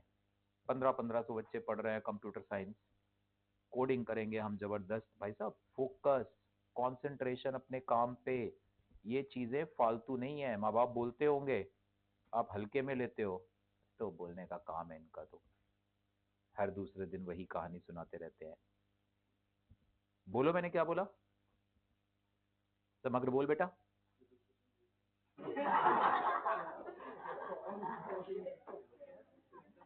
बड़ा बड़ा अकलमंदी कर दी तूने, है ना। इधर ध्यान दो, बोल बेटे। इस रिजर्वॉयर को आप, तू सुन ध्यान से, मैं दोबारा पूछूंगा, इसको आप मूव करोगे नीचे तो इसमें पानी का लेवल आएगा नीचे, इसमें पानी का लेवल ऊपर। यार इसमें पानी घटेगा तो उसमें बढ़ेगा ना, बट ओवरऑल ये नीचे आया है, तो दोनों तरफ पानी का लेवल बराबर हो जाएगा। तो एनीवेज, इन शॉर्ट वो मैं डायग्राम बनाऊंगा तो आप समझोगे। इसको हम अप एंड डाउन मूव करा के यहाँ पे पानी के लेवल को एडजस्ट कर सकते हैं। ठीक, यहां पे एक ट्यूनिंग फॉर्क लेके आए हम। इस ट्यूनिंग फॉर्क की फ्रीक्वेंसी न्यू हमें पता है, बस बस हो गया, काम पे ध्यान। इसकी फ्रीक्वेंसी हमें पता है, ये फ्रीक्वेंसी नोन है हमें। ठीक, देखो उधर हम क्या कर रहे थे, हमारे पास ये क्लोज्ड ऑर्गन पाइप थी, ये हम ट्यूनिंग फॉर्क लेकर आते थे, फिर यही क्लोज्ड ऑर्गन पाइप थी, ये ट्यूनिंग फॉर्क अलग था। This tuning fork was different, different tuning fork अलग था। ये वाला ट्यूनिंग फॉर्क इस एयर को फंडामेंटल फ्रीक्वेंसी पे वाइब्रेट करा रहा था, तो इस वाले ट्यूनिंग फॉर्क की फ्रीक्वेंसी थी V/4L। ये वाला ट्यूनिंग फॉर्क उसी एयर को, उतनी ही लेंथ को फर्स्ट ओवरटोन पे वाइब्रेट करा रहा है, तो इस ट्यूनिंग फॉर्क की फ्रीक्वेंसी क्या थी, 3V/4L। वहां तुमने ट्यूनिंग फॉर्क बदला था। एयर कॉलम, काम पे ध्यान दो, क्या कर रहे हो, गलत बात है बहुत ये। मैं फिर दोनों को बाहर कर दूंगा क्लास के, दोनों बुलाते रहना एक दूसरे को, यही काम करोगे। इधर ध्यान दो, तुम लोग ना सच में फोकस, मुझे भी सीरियस नहीं होने देते हो। इधर सुनो, यहाँ पे आप एयर कॉलम की लेंथ वही, बस काव्या, स्पीड ऑफ साउंड वही, √γ/RT/m, आप ट्यूनिंग फॉर्क बदल रहे हो। तो ये ट्यूनिंग फॉर्क इस एयर को उसकी फंडामेंटल फ्रीक्वेंसी पे वाइब्रेट करा रहा है, तुम दूसरा ट्यूनिंग फॉर्क लाए 3 गुनी फ्रीक्वेंसी का, तो ये ट्यूनिंग फॉर्क इस एयर को अपने फर्स्ट ओवरटोन पे वाइब्रेट करा रहा है, 3V/4L। बात समझ रहे हो, आप पाइप वही रख रहे हो, पाइप की लेंथ वही है, वहां मैं ट्यूनिंग फॉर्क सेम रखूंगा। पहले मैंने क्या किया, ट्यूनिंग फॉर्क को यहां वाइब्रेट कराया, ये पानी ऊपर पूरा टॉप तक लगभग भर देंगे, लगभग टॉप तक, और इस रिजर्वायर को धीरे धीरे धीरे धीरे नीचे लेके जाएंगे। 2 लोग का काम है ये, एक बंदा ऐसे रिजर्वायर को, मतलब पहले रिजर्वायर को ऊपर रखेगा ताकि इस ट्यूब में पानी का लेवल टॉप तक हो, अब वो रिजर्वायर को धीरे धीरे स्टेडली नीचे लेके जाएगा, तो पानी का लेवल यहाँ पे धीरे धीरे डाउन जाएगा। दूसरा स्टूडेंट क्या करेगा, ट्यूनिंग फॉर्क को रबर पैड पे हिट करेगा, इस पाइप के माउथ पे लाएगा और अपने कान को ऐसे पास ले जाके सुनेगा। जैसे ही उसे तेज आवाज आई, वो कहेगा इस जगह पे रोको, इसको रिजर्वायर को रोको। तो इस जगह मान लो ये लेंथ जब इतनी थी तो साउंड तेज प्रोड्यूस हुई। साउंड तेज प्रोड्यूस होने का क्या मतलब है कि ये एयर अब अपनी नेचुरल फ्रीक्वेंसी पे वाइब्रेट, तेज एम्पलीट्यूड से वाइब्रेट कर रही है। तो ये एयर अब अपनी इस ट्यूनिंग फॉर्क के साथ फंडामेंटल फ्रीक्वेंसी पे वाइब्रेट, ये जो पानी का सरफेस है it will behave like a closed end, क्योंकि एयर मॉलिक्यूल वहां पे फिक्स है। क्योंकि इस ट्यूनिंग फॉर्क से जनरेट हुई प्रोग्रेसिव वेव जब गई डिस्प्लेसमेंट वाली, तो रिफ्लेक्ट बैक होके पाई का फेस चेंज आया। ये लेंथ तुमने नोट कर ली L1, एंड करेक्शन भी लेके चलेंगे तो ये लेंथ कितनी हो जाएगी, L1 + E। तो आप कहोगे L1, इधर लिख लेते हैं, L1 + E must be equal to what, λ/4। L1 + E कितना होगा, λ/4। ठीक, यहां पे इस केस में और इस केस में लैम्डा सेम है या डिफरेंट है कबीर? क्यों क्यों डिफरेंट है?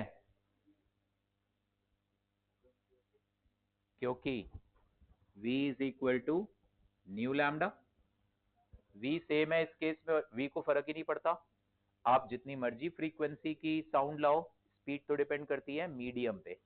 तो v तो अंडर रूट गामा, वेव की स्पीड किस पे डिपेंड करती है आशिता बेटे? Medium, under root gamma R T by M. तो v आपने नहीं बदला है ना, लेकिन आपने फ्रीक्वेंसी बदल दी। फ्रीक्वेंसी ट्यूनिंग फॉर्क की अब 3 गुना है जो इसको वाइब्रेट करा रहा है, तो फ्रीक्वेंसी 3 गुना हो गई, तो वेवलेंथ 1/3। तो इस केस की वेवलेंथ इस केस की वेवलेंथ का 1/3 होगा। यहां पे ट्यूनिंग फॉर्क सेम रख रहे हो आप, ट्यूनिंग फॉर्क सेम रख रहे हो, v सेम है तो लैम्डा भी सेम रहेगा अगले केस में। तो ये तुमने L1 नोट कर लिया, L1 प्लस E, ये टोटल डिस्टेंस क्या हो गया? Lambda by 4। अब तुमने फिर से इस रिजर्वायर को नीचे करना शुरू किया धीरे धीरे, ये पानी का लेवल नीचे जाना शुरू हो जाएगा, धीरे धीरे धीरे धीरे नीचे आता जाएगा, लगभग इसके 3 गुने पे जाना पड़ेगा। इस बार तुम लेंथ को 3 गुना करोगे, वहां पे वेवलेंथ 1/3 हो रही है, यहां पे तुम्हें लेंथ को 3 टाइम्स करना पड़ेगा, ताकि उसी ट्यूनिंग फोर्स के साथ ये एयर अपने फर्स्ट ओवरटोन पे आ जाए। ठीक, तो अब क्या होगा सेकेंड केस में? आप इस रिजर्वायर को नीचे करोगे, ट्यूब फिक्स है, तो ट्यूब को मैंने वहीं दिखाया ऐसे, ये ट्यूब अपनी जगह फिक्स है, ट्यूब को वैसे ही दिखाया। ये रिजर्वायर को नीचे लेके आएंगे, पानी का लेवल नीचे आएगा, लगभग 3 टाइम्स नीचे लेके आएंगे इसको हम इस तरीके से।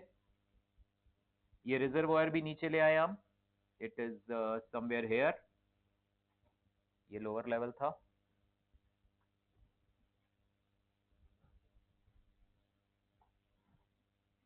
इस तरीके से नीचे आ गया, और पानी का लेवल यहां पे भी ऐसे।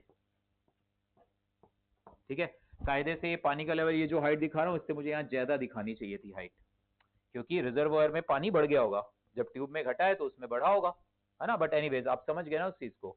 अब ये वही ट्यूनिंग फॉर्क है, वही ट्यूनिंग फॉर्क है। अब ये एयर उसी ट्यूनिंग फॉर्क के साथ अपने फर्स्ट ओवरटोन पे वाइब्रेट करेगी। तो तुमने ये लेंथ नोट करी, this length is let us से L2। तो अब यहां पे ये आधा लूप आएगा, फिर ये एक कंप्लीट लूप आएगा। अब क्या मिलेगा तुम्हें? L2 plus E will be equal to what? 3। और लैम्डा सेम रहेगा, लैम्डा सेम रहेगा, क्योंकि आपने ट्यूनिंग फॉर्क नहीं बदला, तो एयर की फ्रीक्वेंसी नहीं बदली है, एयर उसी फ्रीक्वेंसी पे वाइब्रेट कर रही है। बट वो फ्रीक्वेंसी अब इस नए एयर कॉलम के लिए थर्ड ओवरटोन के बराबर है। ये ट्यूनिंग फॉर्क की फ्रीक्वेंसी इस एयर कॉलम के लिए फंडामेंटल फ्रीक्वेंसी के बराबर है, ये ट्यूनिंग फॉर्क की फ्रीक्वेंसी इस बढ़े हुए एयर कॉलम के लिए अपने फर्स्ट ओवरटोन के बराबर है।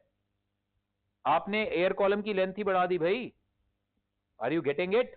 तो अब इस केस में बस ये हो गया, L2 में इसमें से इसको घटाओ, तो L2 minus L1, L2 L1 तुमने नोट किया था, E कैंसिल हो गया, क्योंकि अगर E ना होता तब तो तुम्हारा एक बार में आंसर आ जाता, तब तो तुम कहते अच्छा सर L1 लैम्डा मिल गया, V is equal to N lambda, लिखो खत्म काम। ये E की वजह से तुम्हें 2 ऑब्जर्वेशन लेने पड़े। तो अब इसमें से इसे सब्ट्रैक्ट किया, L2 minus L1, 3 lambda by 4 minus lambda by 4 कितना आ गया? Lambda by 2। तो लैम्डा कितना आ गया? 2 टाइम्स L2 माइनस L1, तो V इज इक्वल टू क्या हो गया? New lambda. लैम्डा की वैल्यू यहां रखो, V आ जाएगा। फ्रीक्वेंसी इसकी हमें पता है, नोन है फ्रीक्वेंसी ट्यूनिंग फॉर्क की, तो ट्यूनिंग फॉर्क की फ्रीक्वेंसी पता है, लैम्डा की वैल्यू रखो, स्पीड ऑफ साउंड तुम ढूंढ लोगे, new times 2 into L2 minus L1। This is called measurement of velocity of sound by resonance column method. ठीक है, नोट करो।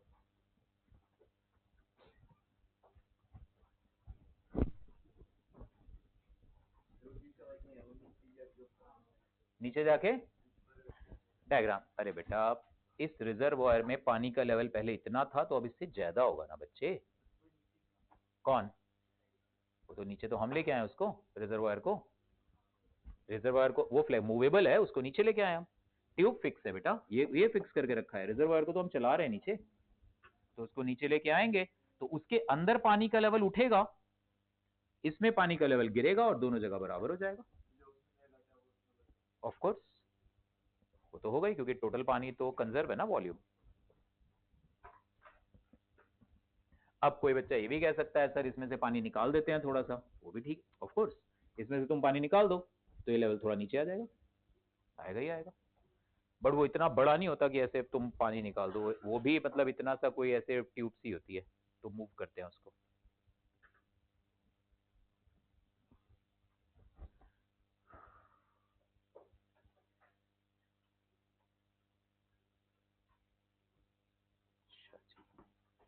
डाउट किसके किसके बेटे, वो शीट वाले डाउट है, और कौन से हैं पीवाई के उसके?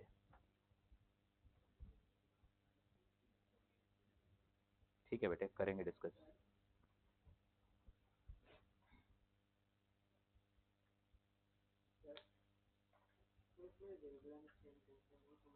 बेटा ट्यूनिंग फॉर्क सेम है, v is equal to N lambda, v बदला नहीं, v तो under root gamma R T by M है, फ्रीक्वेंसी तुमने ट्यूनिंग फॉर्क बदला नहीं तो लैम्डा भी क्यों बदलेगा, वहां तुमने ट्यूनिंग फॉर्क बदल दिया था, ये यहाँ पे एयर कॉलम की लेंथ उतनी थी, ये ट्यूब वही थी सेम लेंथ उतनी थी, तुमने इस बार इस एयर को इस ट्यूनिंग फॉर्क से वाइब्रेट कराया, मान ले इस ट्यूनिंग फॉर्क की फ्रीक्वेंसी थी 50 हर्ट्ज, इसकी फ्रीक्वेंसी है 150, तो यहाँ पे ये एयर वाइब्रेट करेगी 50 हर्ट्ज पे, यहाँ पे वही एयर अब वाइब्रेट करेगी 150 हर्ट्ज पे, तो V तो सेम है दोनों केसेस में, क्योंकि V को तो परवाह ही नहीं है फ्रीक्वेंसी कम है ज्यादा है, तो अगर फ्रीक्वेंसी बढ़ी तो लैम्डा घटा।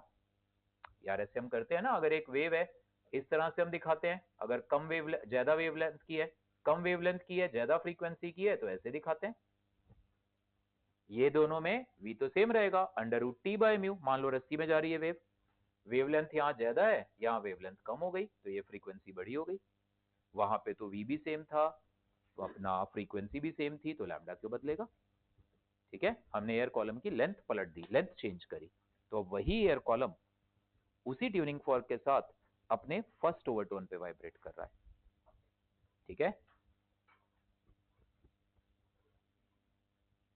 मतलब इस इतनी लेंथ के एयर कॉलम की फंडामेंटल फ्रीक्वेंसी न्यू है, इतने बड़े लेंथ के एयर कॉलम की फर्स्ट ओवरटोन की फ्रीक्वेंसी भी न्यू है, ये ट्यूनिंग फॉर्क वही है जो वहां था, ठीक है, ऑफ कोर्स अलग, फिर वो बदल लोगे आप, अलग होगी, इसकी 1/3 आएगी जो इस समय ट्यूनिंग फॉर्क की फ्रीक्वेंसी की 1/3, फंडामेंटल फर्स्ट ओवरटोन की 1/3 होती है ना, तुम अगर अब ये ट्यूनिंग फॉर्क हटा के 1/3 फ्रीक्वेंसी का ट्यूनिंग फॉर्क लाओ तो इसमें वाइब्रेशन वैसा आएगा, आधा लूप ऐसे बनेगा, ठीक है, बड़े अच्छे से ये सब चीजें समझो ढंग से, टाइम दो इन्हें, प्रॉब्लम बस वही है, टाइम है नहीं तुम लोग के पास, वेली चीजों के लिए टाइम ही टाइम है, गेम खेल लें, आजा भाई एक गेम खेलते हैं, वो एक गेम शुरू कब होगा खत्म कब होगा पता नहीं, मैं बता रहा हूँ 6 घंटे अपनी पढ़ाई पे बहुत सिंसियरली फोकस करो, फिर इधर उधर जो मर्जी करते रहो, और नहीं कर सकते तो मतलब इट्स वेरी क्लियर तुम अपने करियर को लेके खुद ही टेंशन में नहीं हो, तो फिर किसी दूसरे की क्या हिम्मत कि तुमसे पढ़वा ले, माँ बाप भी बेचारे क्या करेंगे, पढ़ने बैठ जाओ, पढ़ने बैठ गए, ध्यान है ही नहीं तो ये वाली पढ़ाई नहीं हो पाएगी, क्योंकि ये जो सब सोच रहे हैं ना ऐसे ऐसे ऐसे, वो चाहिए, लिखते रहो दिमाग वहां है ही नहीं, बेकार है सब, समझो इस बात को, ध्यान लगाओ, फोकस करो, अभी नहीं सही थोड़ी देर में होगा, वो तुम लोग फोकस नहीं करते, दैट इज द प्रॉब्लम, भूलते भी हो, वैसे भी भूलोगे, वो एक नेचुरल प्रोसेस है, वो तो दोबारा रिवाइज करना ही पड़ेगा, और टेंशन नहीं बिल्कुल भी, तो वेवलेंथ भी सेम है, हमने लेंथ बदली है, ठीक है, क्लियर एकदम, ये नोट कर लिया, ठीक है, ध्यान रखना यहां से हमें स्पीड ऑफ साउंड मिल जाएगा, now right, power transmitted along a sine wave, power transmitted along a sine wave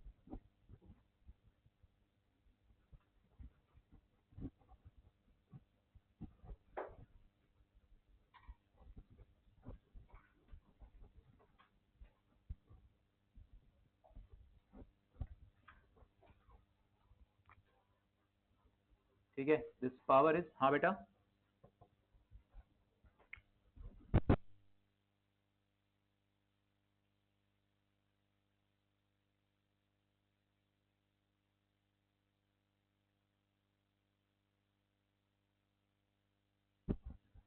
तो power is half mu we omega square A square for sine wave travelling on a string.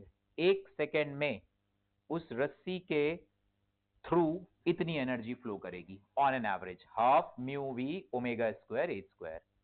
ये JEE Main level तक इसके derivation की कोई जरूरत नहीं है, आगे मैं कभी अच्छे लेवल पे जब और क्वेश्चंस आएंगे मैं बताऊंगा इसको, ये पूरा डेरिवेशन करेंगे। हाफ, ये क्या बता रहा है हमें, ऑन एन एवरेज। भाई आप रस्सी को ऐसे पकड़ के वाइब्रेट करा रहे हो ना, वेव मोशन में क्या होता है, एनर्जी फ्लो करती है ना, तो ऑन एन एवरेज हर एक सेकंड में कितनी एनर्जी फ्लो कर रही है, इतनी। What is mu, mass per unit length, V speed, under root T by mu, omega और ये पता है। यही अगर साउंड वेव है, this is equal to P not square by 2 rho V. तुम घर पे होमवर्क करके देखना, पी नॉट की वैल्यू क्या डालेंगे Kavya, B K S not. S not और ए एक ही बात है, एस नॉट वो डिस्प्लेसमेंट में हम एक ही जगह, तुम पी नॉट को बी के एस नॉट लिखना, ये और ये सेम आएंगे। नहीं ये इंटेंसिटी है, सॉरी, तो म्यू है, इसको भी रोको, आप अभी पहले इतना नोट करो। Power transmitted along a sine wave, मतलब एक sine wave on an average एक सेकेंड में कितनी एनर्जी आगे फ्लो करा रहा है, half mu we omega square A square. ठीक, इंटेंसिटी क्या होता है गविष्ट, this is power, this is intensity. Intensity क्या होती है, energy per unit time per unit area. रस्सी है तो रस्सी का क्रॉस सेक्शनल एरिया, वो ट्यूब थी तो ट्यूब का क्रॉस सेक्शनल एरिया, ये आएगा हाफ। पावर को क्रॉस सेक्शनल एरिया से डिवाइड करते हैं, तो ये आएगा mu we omega square A square upon रस्सी का क्रॉस सेक्शनल एरिया, उसको मैं चलो कैपिटल एस कर दे रहा हूं। ये वो जो रस्सी है ना जिसमें तुम वेव जनरेट, उसका क्रॉस सेक्शनल एरिया है रस्सी का, और ये म्यू अपॉन एस क्या बन जाएगा, रो। यूनिट देखो, KG per metre upon metre square, KG per metre cube. मान लो वो जो रस्सी है वो स्टील की वायर थी, पतली वायर, मोटी वायर में तो ट्रांसवर्स वेव आ ही नहीं पाएगी, स्टील की पतली तार थी, तो रो यूज करो। याद रखना, अगर मैं क्वेश्चन दूं स्टील की एक तरफ पतली तार है एक तरफ मोटी तार है, रो सेम रहेगा, स्टील तो स्टील है, स्टील का इतना सा टुकड़ा लो या इतना बड़ा लो, डेंसिटी तो सेम रहती है, म्यू बदल जाएगा। मोटी तार है तो म्यू को क्या लिखोगे आप, mu is rho into cross sectional area, unit से आ जाएगा KG per metre cube into metre square, KG per metre. तो स्टील की अगर पतली तार है और एक मोटी तार है, रो दोनों का सेम होगा, म्यू मोटी तार का ज्यादा होगा। ठीक है, तो याद रखना ये, तो यहां पे क्या बन जाएगी इंटेंसिटी का expression, half rho V omega square ए स्क्वायर। तो याद रखना इंटेंसिटी में नॉर्मल वाली डेंसिटी आती है केजी पर मीटर क्यूब वाली, पावर में linear density KG per metre. ठीक, नोट कर लो इसको, power and intensity.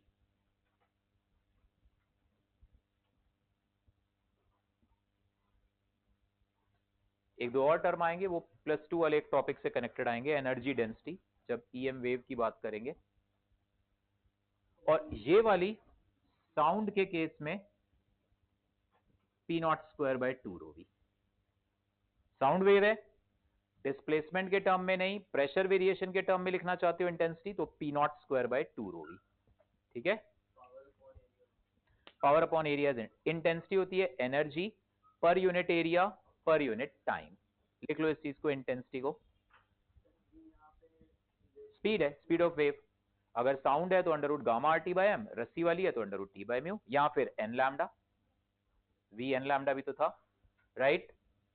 Intensity is defined as energy crossing through a unit area in unit time.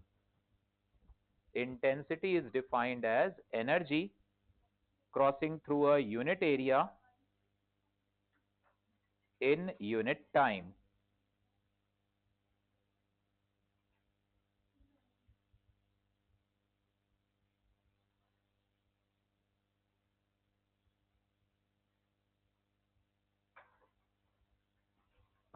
Intensity is defined as energy crossing through a unit area in unit time. ठीक है,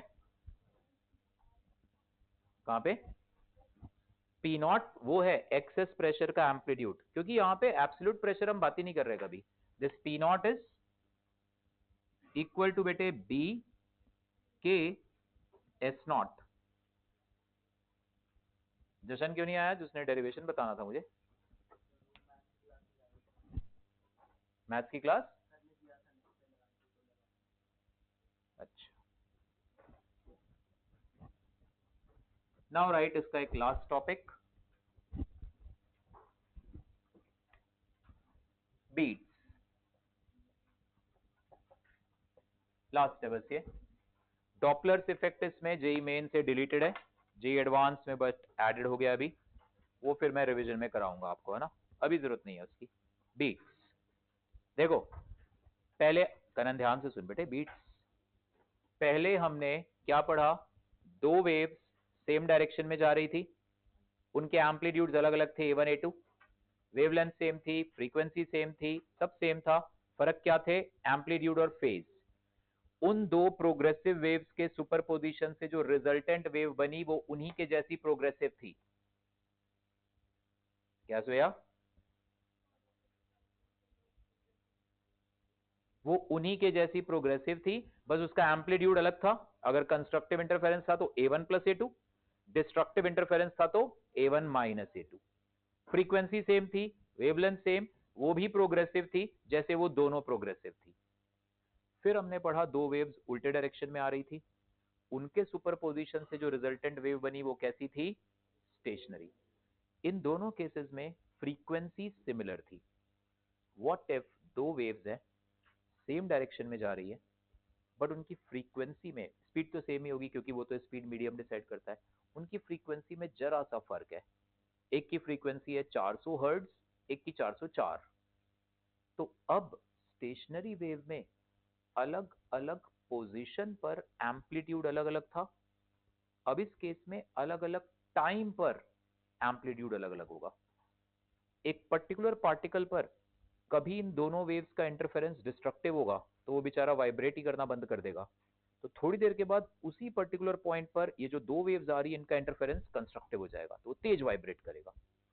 तो अब वो जो resultant particle है वो कभी तेज vibrate करेगा, कभी स्लो हो जाएगा, फिर वो एकदम से तेज वाइब्रेट करने लग जाएगा, फिर स्लो। स्टेशनरी वेव में एम्पलीट्यूड पोजीशन के साथ चेंज हो रहा है, लेकिन एक जगह पे जो है सो है। एंटी नोड पे always amplitude is double 2a, node पे ऑलवेज एम्पलीट्यूड इज 0। यहां पे सारे पार्टिकल्स के साथ एम्पलीट्यूड अलग अलग टाइम पे अलग अलग, जैसे मतलब ये एक पर्टिकुलर, मतलब हम फिर सब पार्टिकल को नहीं देखेंगे, किसी एक को देखेंगे, क्योंकि जो एक का हाल होगा वही सबका होगा। तो ये पर्टिकुलर पार्टिकल, कभी वो जो दो वेव आ रही हैं, क्योंकि देखो अब अगर फेजर पे चलो, वैसे फेजर यूज करेंगे नहीं, तो वो जो रोटेशन दिखाते थे ऐसे, तो एक स्लो ओमेगा पे घूम रहा होगा, एक थोड़ा तेज, तो कभी रोटेट करते करते करते करते ओवरलैपिंग हो जाएगी, तो इंटरफेरेंस कैसा होगा, कंस्ट्रक्टिव। तो कभी रोटेट करते करते करते करते उल्टे डायरेक्शन में आ जाएंगे, तो इंटरफेरेंस कैसा हो जाएगा, डिस्ट्रक्टिव। तो अब उसी पर्टिकुलर पार्टिकल पर कभी एम्पलीट्यूड होगा मैक्सिमम, कभी एम्पलीट्यूड होगा मिनिमम। तो रस्सी में ये काम नहीं करेंगे, ये साउंड वेव में ही होगा, है ना। तो साउंड वेव में जब एम्पलीट्यूड होगा मैक्सिमम तो आपको तेज आवाज आएगी, और जब एम्पलीट्यूड डाउन हो जाएगा तो आवाज थोड़ी देर के लिए बंद, तो एकदम से तेज आवाज आएगी फिर बंद, फिर तेज आएगी फिर बंद। यूट्यूब पे चेक करना, ठीक है, मतलब हाउ हाउ बीट्स अपीयर, या how beats we can hear beats, तो वो साउंड आपको मतलब तेज आवाज आएगी फिर बंद फिर तेज आएगी। कब कब तेज आवाज आएगी, जब जब एम्पलीट्यूड मैक्सिमम होगा, और कब कब आवाज बंद हो जाएगी, जब एम्पलीट्यूड लो, ठीक है। सो एक बार एम्पलीट्यूड मैक्सिमम से दोबारा जब मैक्सिमम होगा, this time interval we call it as beat period, और इसका उल्टा आएगा बीट फ्रीक्वेंसी। बीट फ्रीक्वेंसी मतलब एक सेकंड में कितनी बार एम्पलीट्यूड मैक्सिमम हो रहा है। तो हम देखेंगे, अगर एक 400 हर्ट्ज का ट्यूनिंग फॉर्क है और एक 404, तो एक सेकंड में 4 बीट्स आएंगी उनके डिफरेंस के बराबर, एक सेकंड में हमें 4 बीट्स। तो what we will do here is, मान लो y1 है a sine K X minus omega 1t, ठीक, a sine K X minus omega 1t, या ओमेगा 1t माइनस के एक्स, चलो ले लेते हैं, ओमेगा 1t माइनस के एक्स। ऑफ कोर्स मुझे k को भी बदलना पड़ेगा अगर मैंने ओमेगा को बदला है, पारस काम पे ध्यान, मैं दोनों को बाहर करूंगा फिर। v equal to N lambda है, v सेम है, फ्रीक्वेंसी हल्की सी फर्क है तो वेवलेंथ भी तो हल्का सा डिफरेंट होगा। दूसरी वेव है y2 equals a sine omega 2t minus k2x, क्योंकि जो हाल एक पार्टिकल का हो रहा है वही सबका हो रहा है, ये स्टेशनरी वेव नहीं है कि कहीं नोड बन रहा है कहीं एंटी नोड। तो मैं एक काम करता हूं, x इक्वल टू 0 पार्टिकल को ऑब्जर्व करता हूं, क्योंकि जो हाल x इक्वल टू 0 का हो रहा होगा वही सबका हो रहा होगा, तो इसलिए इसी से काम चला इजी हो जाएगा। ठीक, तो y1 कितना आया, a sine omega 1t, y2 कितना आया, a साइन ओमेगा 2t। अभी क्या होगा गौर से सुनना, x इक्वल टू 0 वाले पार्टिकल पर किसी टाइम पर तो ये दोनों वेव्स का मोशन ऐसा हो रहा होगा, तो थोड़ी देर के बाद हो सकता है दोनों का मोशन ऐसा हो रहा हो, क्योंकि फ्रीक्वेंसी अलग है ना, फ्रीक्वेंसी अलग है, एक एम्पलीट्यूड स्लो कर रहा है, एक वाइब्रेशन स्लो, एक थोड़ा तेज कर रहा है। तो थोड़ी देर के बाद क्या होगा, दोनों वाइब्रेशंस ऐसे हो रहे होंगे, थोड़ी देर के बाद इट्स लाइक सिंपल है, आपका दोस्त चल रहा है, आप चल रहे हो और आप पैर मैच कराओ, आप मान लो जल्दी जल्दी पैर चला रहे हो, वो थोड़ा स्लो स्लो बट वो लंबे स्टेप्स ले रहा है, तो कभी आप दोनों के पैर एक साथ आगे जा रहे होंगे, राइट वाला एक साथ आगे, थोड़ी देर के बाद उल्टा हो गया होगा काम, टाइम इंटरवल डिफरेंट है। तो ऐसा ही कुछ हो रहा है, किसी टाइम पे तुम्हें वो दोनों वेव्स का वाइब्रेशन एक्स इक्वल टू 0 पे उल्टा दिखेगा, किसी टाइम पे सेम, जब सेम दिखेगा तो रिजल्टेंट एम्पलीट्यूड लार्ज हो जाएगा, जब उल्टा दिखेगा तो रिजल्टेंट एम्पलीट्यूड मिनिमम, यानी इस केस में 0, क्योंकि a और a ले रहे हो। सो मैं लगाऊंगा principle of superposition, y is equal to क्या आएगा, y1 plus y2, phasor method की जरूरत नहीं है बट प्रिंसिपल ऑफ सुपरपोजिशन तो लगेगा ही। तो यहां से कितना आ जाएगा, a sine omega 1t plus sine omega 2t, ये आ जाएगा sine C plus sine D, sine C plus sine D क्या बनेगा, 2 sine C plus D by 2 omega 1 plus omega 2 by 2 times T cos omega 1 minus omega 2 by 2 times T. जो slow वाला term है ये, इसे मैं एम्पलीट्यूड के साथ रखूंगा, so it is 2a cos omega 1 minus omega 2 by 2 times T sine of omega average into T. Omega 1 plus omega 2 by 2 को ओमेगा एवरेज कर दिया, मतलब ये बड़ा इंटरेस्टिंग रिजल्ट है, गौर से सुनना। सिर्फ एक वेव की वजह से ये ए एम्पलीट्यूड से वाइब्रेट कर रहा है, फिक्स एम्पलीट्यूड ए से वाइब्रेट कर रहा है, और अगर ओमेगा 1 था 2 पाई n1, n1 था 400, तो एक सेकंड में 400 बार वाइब्रेट कर रहा है।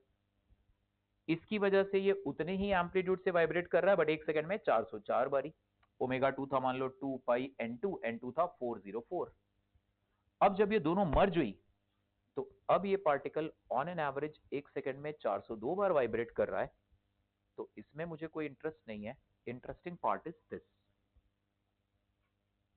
इन दोनों में जो स्लो वाला टर्म है ये होगा amplitude, this is amplitude at any time t, ये एम्पलीट्यूड है। इन दोनों में से स्लो वाले टर्म को उठाएंगे, ठीक है, amplitude at any time t होगा। मतलब अब क्या होगा, मान लो जब मैंने यहां पे t को रखा अपना 0, t इक्वल टू 0 पे क्या बनेगा, cos 0 क्या बनेगा 1, तो क्या बनेगा 2a sine omega average into T. तो t इक्वल टू 0 के आसपास थोड़ी देर के लिए इसका एम्पलीट्यूड 2a के आसपास है। देख ये टर्म एक सेकंड में 404 बार वाइब्रेट कर रहा है, 402 बारी, और ये टर्म एक सेकंड में 2 बारी, एक सेकंड में 2, बड़ी स्लो है, ये बड़ी समझने वाली चीज है, बच्चे समझते नहीं है, बस लास्ट रिजल्ट याद रहता है और जेई मेन तक काम चल भी जाता है, इनफैक्ट एडवांस में चाहिए तो यू नीड टू थिंक।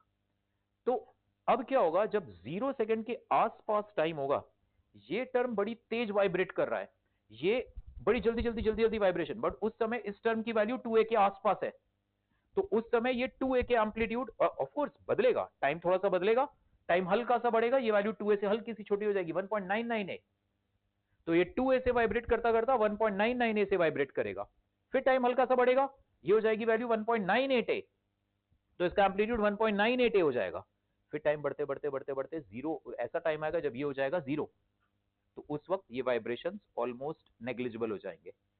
समझ आ रही बात? तो अब ये पार्टिकल वाइब्रेट करेगा और ये है इसके वाइब्रेशन का amplitude at any time t।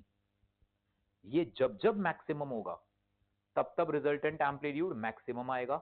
एक बार मैक्सिमा से अगली बार मैक्सिमा के बीच के टाइम इंटरवल को हम क्या बोलेंगे? Beat period. सो कब कब ये एम्पलीट्यूड मैक्सिमम होगा? जब जब cos omega 1 minus omega 2 by 2 times T, इसकी वैल्यू क्या आएगी? मैक्सिमम होना है, तो it is equal to cos of this is equal to plus minus 1। जब जब ये एम्पलीट्यूड मतलब ये वैल्यू प्लस माइनस 1, तो एम्पलीट्यूड मैक्सिमम यानी omega 1 minus omega 2 by 2 times T की वैल्यू क्या आएगी? 0, pi, 2 pi and so on, N pi लिख सकते हो आप। तो यहां से क्या आ जाएगा अपना टाइम कितना आ जाएगा? इसको मैं एन पाई कर दूंगा, तो 2n pi upon omega 1 minus omega 2 आ जाएगा। एन यहाँ पे 0 1 2 3 4 है। ओमेगा 1 को लिखो 2 पाई न्यू 1, इसको 2 पाई न्यू 2, 2 पाई कटेगा, ये क्या आएगा? N upon nu 1 minus nu 2। Aarzoo क्या है बेटा? ये वो सारे टाइम इंस्टेंट्स हैं जब जब एम्पलीट्यूड है मैक्सिमम, एन इक्वल टू 0। ठीक है, तो क्या आ गया टाइम इंस्टेंट्स? पहले इतना नोट करो, चलो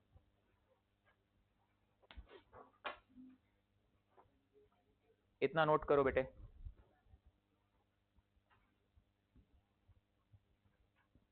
क्या कर रहे हो तुम लोग भाई? यही खेल, ये नोट करने को कहा है।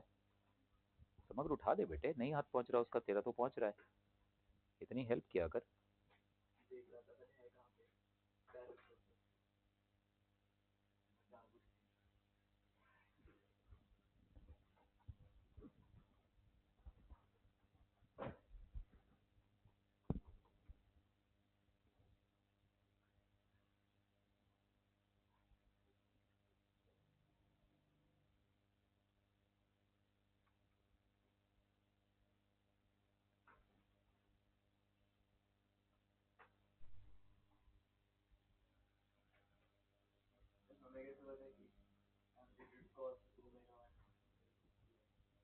नहीं तो तुम्हें नहीं पता तो किसको पता?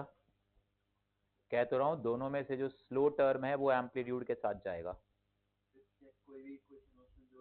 बेटा दो ही होंगे, ओमेगा 1 और ओमेगा 2 आ रहा है, तो एक आएगा ओमेगा 1 प्लस ओमेगा 2 बाई 2, एक आएगा ओमेगा 1 माइनस ओमेगा 2 बाई 2।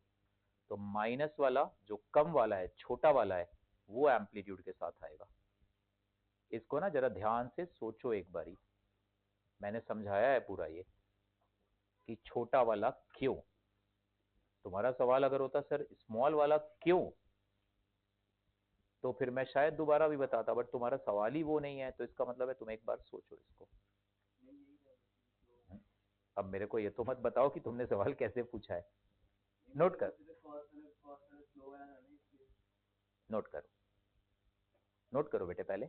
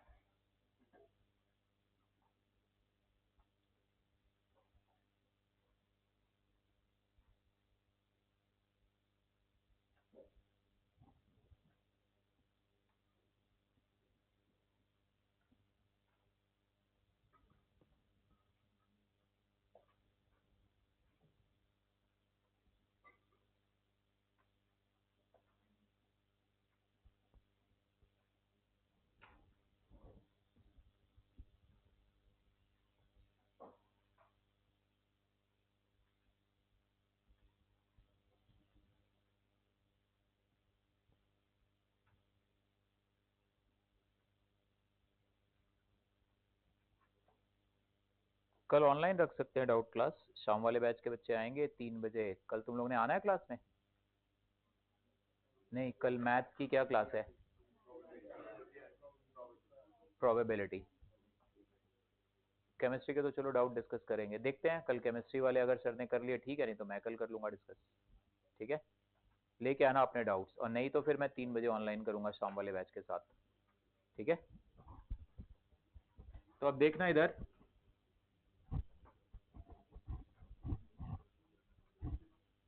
तो अभी के लिए नोट कर ले बेटे समग्र कि जो स्लो वाला टर्म है वो एम्पलीट्यूड के साथ, मतलब अब क्या होगा देखना। अब अगर आप इस पार्टिकल का डिस्प्लेसमेंट वर्सेस टाइम ग्राफ बनाओगे, शुरू में टाइम 0, ठीक, टाइम 0, तो cos 0 कितना आ गया 1, तो इसका एम्पलीट्यूड क्या आया 2a। तो शुरू में इसका एम्पलीट्यूड होगा 2a। जैसे जैसे टाइम बीतेगा व्हाट विल हैपन इज ये टर्म ग्रेजुअली छोटा होता जाएगा, ठीक है। वो टर्म बहुत रैपिडली टाइम के साथ फ्लक्चुएट कर रहा है। तो ये पार्टिकल, ये मान लो 2a वैल्यू है, ये ऐसे नीचे गया, ऐसे ऊपर आया, लेकिन अब थोड़ा टाइम बढ़ गया था, अब एम्पलीट्यूड 2a से घट के रह गया 1.99 है, ठीक है। फिर ये और छोटा होता गया एम्पलीट्यूड, और छोटा होता गया एम्पलीट्यूड, और छोटा होता गया, वाइब्रेशंस करता जा रहा है, करता जा रहा है। ये टाइम आ गया जब एम्पलीट्यूड 0 हो गया, मतलब इसकी वैल्यू कितनी हो गई, इस टर्म की वैल्यू हो गई 0। cos of omega 1 minus omega 2 by 2t की वैल्यू 0, तो एम्पलीट्यूड 0। तो इस वक्त ये 0 हो गया।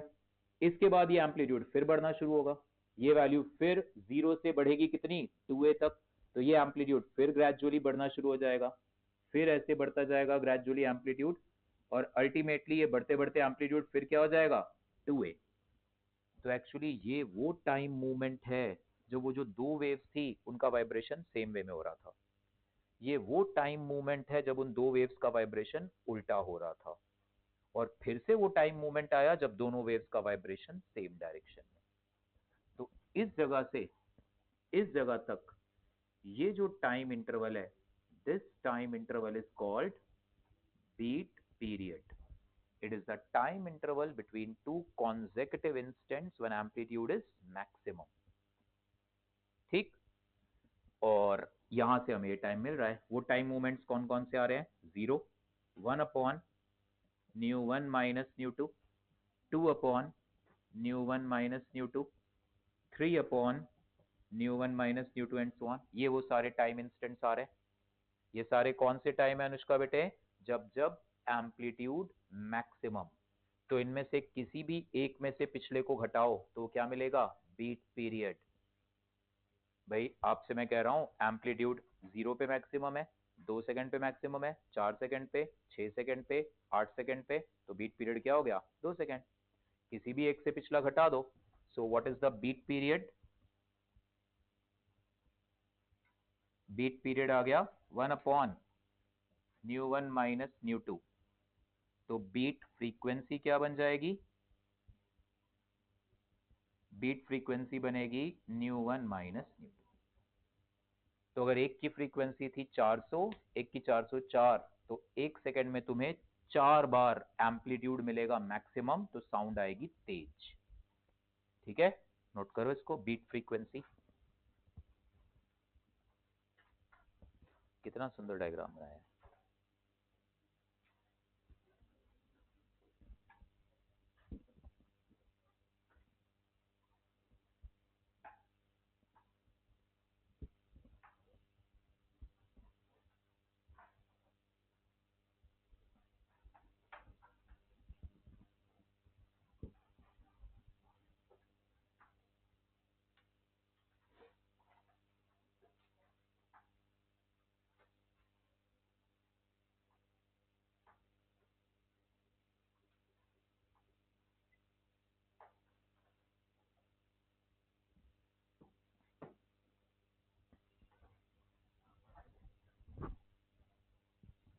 बात नहीं आरजू बेटे, इधर ध्यान दे, बीट पे गौर कर बेटा।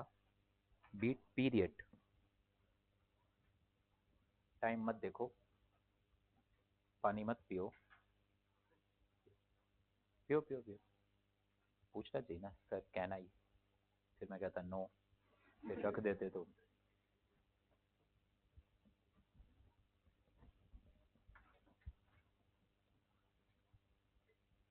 तेरा काम है ना, तू आगे बैठता था, किसने किया ये सब, ये रजत सर का काम है। हो गया बीट फ्रीक्वेंसी।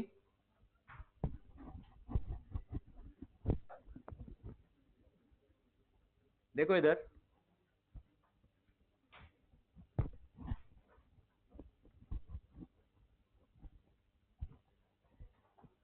मान लो ये एक ट्यूनिंग फॉर्क है, ये एक दूसरा ट्यूनिंग फॉर्क है, इसकी फ्रीक्वेंसी है लेट्स से 400 हर्ट्ज, इसकी फ्रीक्वेंसी पता है मुझे। जब इन दोनों को एक साथ हमने वाइब्रेट कराया तो हमें 1 सेकेंड में 6 बीट्स सुनाई दी। इन दोनों ट्यूनिंग फॉर्क्स को we sounded together, we receive 6 beats per second. ठीक, इसका मतलब इसकी फ्रीक्वेंसी लावण्या कितनी है? हमें 1 सेकेंड में 6 बीट्स सुनाई दी, यानी 1 सेकेंड में 6 बार एम्पलीट्यूड मैक्सिमम हुआ, तो इसकी फ्रीक्वेंसी क्या होगी? इसकी फ्रीक्वेंसी 394 भी हो सकती है, 406 कुछ भी हो सकती है इसकी फ्रीक्वेंसी भाई। 6 दोनों ट्यूनिंग फॉर्क की फ्रीक्वेंसी में जो डिफरेंस है 1 सेकेंड में उतनी बार ही तुम्हें तेज आवाज सुनाई देगी। यही तो अभी सीखा हमने बीट फ्रीक्वेंसी। तो बेटे गुस्सा मत कर, टाइप एक क्वेश्चन और दो कराऊंगा बस, है ना। तो ये आया। अब ये कैसे पता चले ये 394 है या 406 है? मान लो कहता है कि ये जो ट्यूनिंग फॉर्क है now it is loaded with some wax, ठीक है, वैक्स की स्पेलिंग यही होगी ना, loaded with some wax. Okay, मतलब इसका ये जो आर्म है यहां पे आपने हल्का सा, ऐसा नहीं उठा के ढेर सारा वैक्स थोप दिया पूरा उस पे, थोड़ा सा आपने ऐसे वैक्स की यहां पे कोटिंग कर दी। उससे क्या होता है, इसकी फ्रीक्वेंसी हल्की सी घट जाती है। ठीक, तो when it is loaded with wax तो कहता है कि बीट फ्रीक्वेंसी इंक्रीज कर गई। तो इसका मतलब आरजू बेटे इसकी फ्रीक्वेंसी क्या रही होगी, ये या ये? क्योंकि आपने वैक्स लोडिंग करी तो उससे इसकी फ्रीक्वेंसी हल्की सी घटती है। ये 394 होता तो मान लो ड्रॉप होके हो जाता 392, तो अब बीट फ्रीक्वेंसी कितनी आ जाएगी? 8। अगर ये 406 रहा होता तो ये ड्रॉप करके होता 404, तो उस केस में बीट फ्रीक्वेंसी घटनी चाहिए थी। ऐसे सिंपल स्कूल में क्वेश्चन आ जाते हैं। Two tuning forks are sounded together, we get 6 beats. Now the unknown one is loaded with wax, so the beat frequency slightly decreases या increases, तो लगा लोगे ना दिमाग अपना, ठीक है। लोडेड विद वैक्स तो इसकी फ्रीक्वेंसी हल्की सी डाउन हो जाएगी। तो अगर ये 394 रहा होता तो बीट फ्रीक्वेंसी बढ़ती, अगर ये 406 रहा होता तो बीट फ्रीक्वेंसी घटती।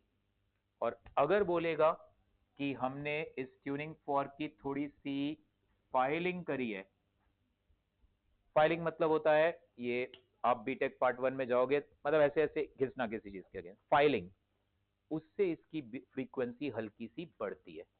हल्का सा इसको आपने किसी मेटल के अगेंस्ट ऐसे रब किया, हल्का सा इसको घिस दिया ऐसे, तो इसकी फ्रीक्वेंसी स्लाइटली इंक्रीज करती है। तो on filing frequency of tuning fork slightly increases. ठीक, तो अब अगर मान लो मैंने कहा तुमसे ये एक ट्यूनिंग फॉर्क है, ये एक दूसरा ट्यूनिंग फॉर्क है, इसकी फ्रीक्वेंसी फिक्स है लेट्स से 200 हर्ट्ज, और इन दोनों को जब हमने एक साथ साउंड प्रोड्यूस करी तो हमें बीट्स मिली लेट्स से 8, तो इसकी फ्रीक्वेंसी कितनी रही होगी? या तो 208 या फिर 192। फाइलिंग करेंगे इसकी, फाइलिंग करने से ये 208 बढ़ के मान लो हो गया 209, 192 बढ़ के कितना हो गया? ठीक, तो अब अगर कहता है कि फाइलिंग करने पर अलर्ट बीट फ्रीक्वेंसी बढ़ गई, और तो इसका मतलब ये 208 था, क्योंकि अब 200 एंड 209 हो गया।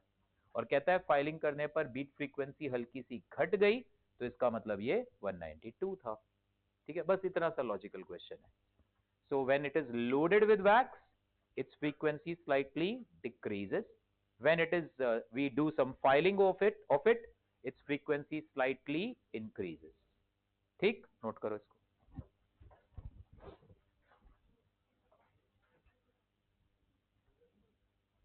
करण अवनी क्यों नहीं आई?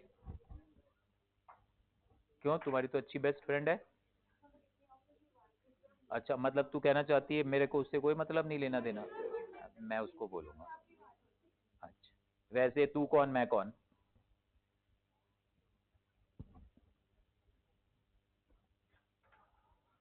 लावण्या बेटे क्यों उदास बैठी है, क्लियर है? श्रेया डाउट क्लास कल 3 बजे, तुमने ऑफलाइन आना है कल 3 बजे। शाम वाले बैच के बच्चों का भी थोड़ा हालचाल जान लेना, कहाँ चल रहे हैं वो। कुछ बच्चे बड़ी सिंसियरली एंगेज कर रहे हैं सॉल्व, तो तुम लोग नहीं कर रहे हो, क्यों नहीं कर रहे हो? एसएचएम पूरी फिनिश करी एंगेज वाली? कोई नहीं बेटे, अब एनीवेज अब टाइम है, पूरे साल भर जो पढ़ा है रिवाइज करो, ठीक है? परसों ऑफ है, तैयारी करना। कल भी मेरे हिसाब से तो ऑफ ही होना चाहिए था, अब बाकी तुम लोग, मेरे हिसाब से तो ऑफ ही होना चाहिए था। अब रह सर ने क्लास रखी है बेटा, उनको चाहिए क्लास, तो मैं क्यों ऑफ करूं सर को? अब मैं कल डाउट क्लास रखी है तो सर थोड़ा ना ऑफ करेंगे, मेरी डाउट क्लास है तो बैठे रहो, अभी नहीं। चलो पहले इसको बैठ बैठ बैठ, शक्लें मत बनाओ।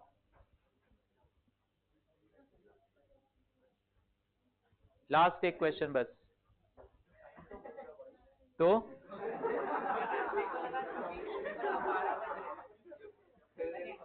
तू बताएगा मुझे टाइम हुआ कि नहीं हुआ?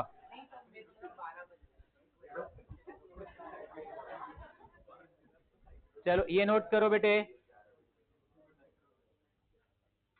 उनको भी बड़ा मजा आ रहा है।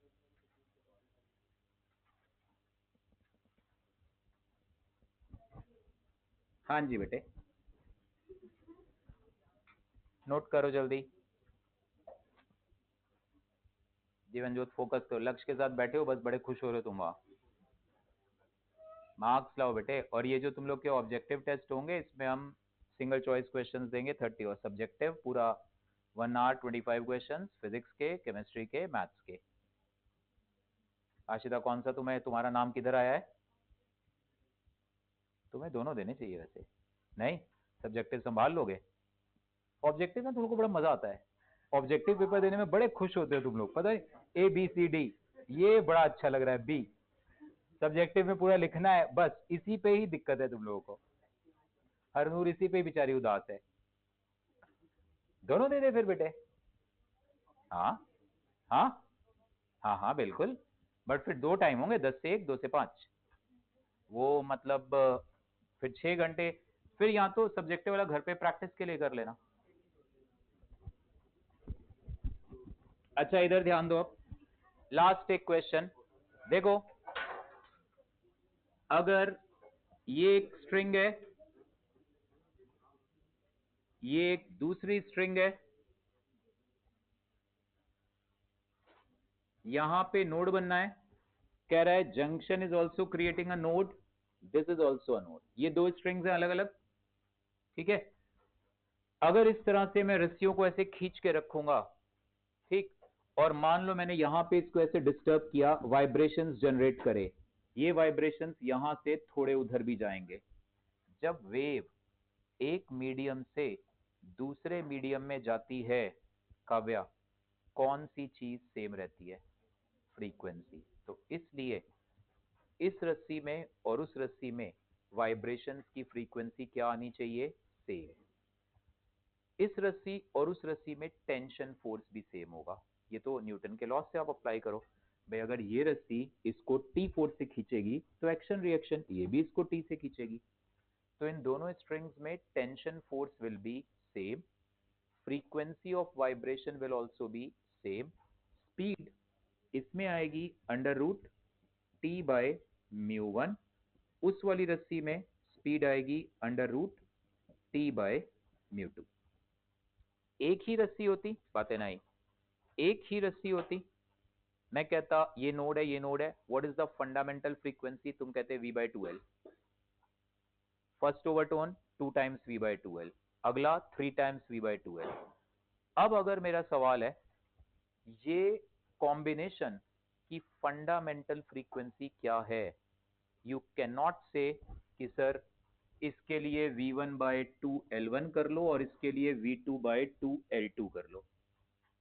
वो आंसर सिर्फ तभी आएगा जब V1 upon 2L1 is equal to V2 upon 2L2, क्योंकि ये भी तो देखना है कि दोनों स्ट्रिंग्स में फ्रीक्वेंसी सेम होनी चाहिए। तो अगर ऐसा क्वेश्चन आया, क्वेश्चंस के वेरिएशन अभी कई है, वो धीरे धीरे आएंगे वेव्स एंड साउंड में। अगर क्वेश्चन ऐसा आया कि इस सेटअप की फंडामेंटल फ्रीक्वेंसी क्या है, कैसे करें जीवन ज्योत? V/2L हो सकता है V1/2L1 V2/2L2 के बराबर आ जाए, तो फिर वही आंसर हो जाएगा हमारा। बट क्या पता ना बराबर हो, देन क्या करें? और क्वेश्चन कह रहा है ये नोड बनेगा, तो आप मानोगे, क्योंकि ये बात क्लियर है कि दोनों रस्सियों में फ्रीक्वेंसी होनी चाहिए सेम, तो आप मानोगे कि जब ये सिस्टम अपनी फंडामेंटल फ्रीक्वेंसी पे वाइब्रेट कर रहा है, तो इसमें मान लो इस तरीके से m लूप्स बन रहे हैं, और इस वाली रस्सी में लेट अस से n लूप्स बन रहे हैं। 3 और 4 दिखा दिए, m और n। इसमें टोटल कितने लूप्स बन रहे हैं? m। इसमें टोटल कितने लूप्स बन रहे हैं? n। तो ये किस फ्रीक्वेंसी पे वाइब्रेट कर रहा होगा? m times V1/2L1। वो किस फ्रीक्वेंसी पे वाइब्रेट कर रहा होगा? n times V2/2L2। यहां से तुम m अपॉन n की वैल्यू निकाल लोगे। m अपॉन n कितना आ जाएगा? V2/2L2, और ये क्या आ जाएगा? 2L1/V1। ठीक, मान लो for example, just for example, m upon n की वैल्यू आ गई 4/3। ठीक है, ये इंटीजर ना आए ऐसे सवाल जनरली नहीं देंगे, ये प्रॉपर इंटीजर बनेगा, ऐसे सवाल ही देंगे।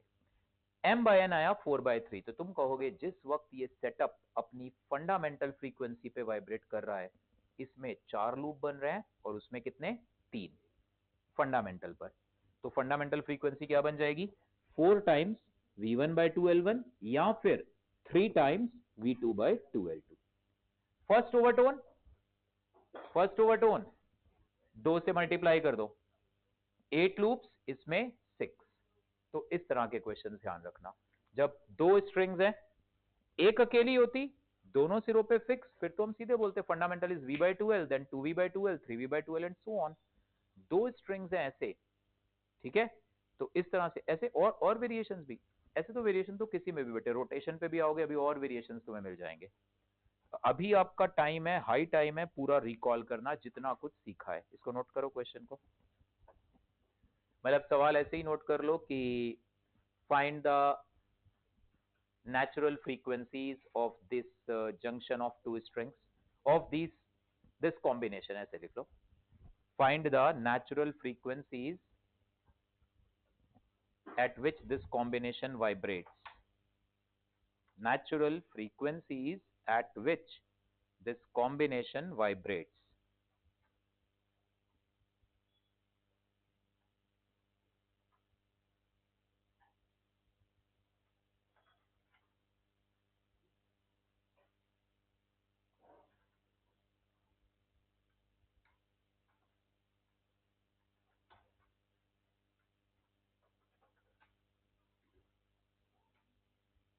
बातें नहीं बेटे, natural frequencies at which this combination vibrates।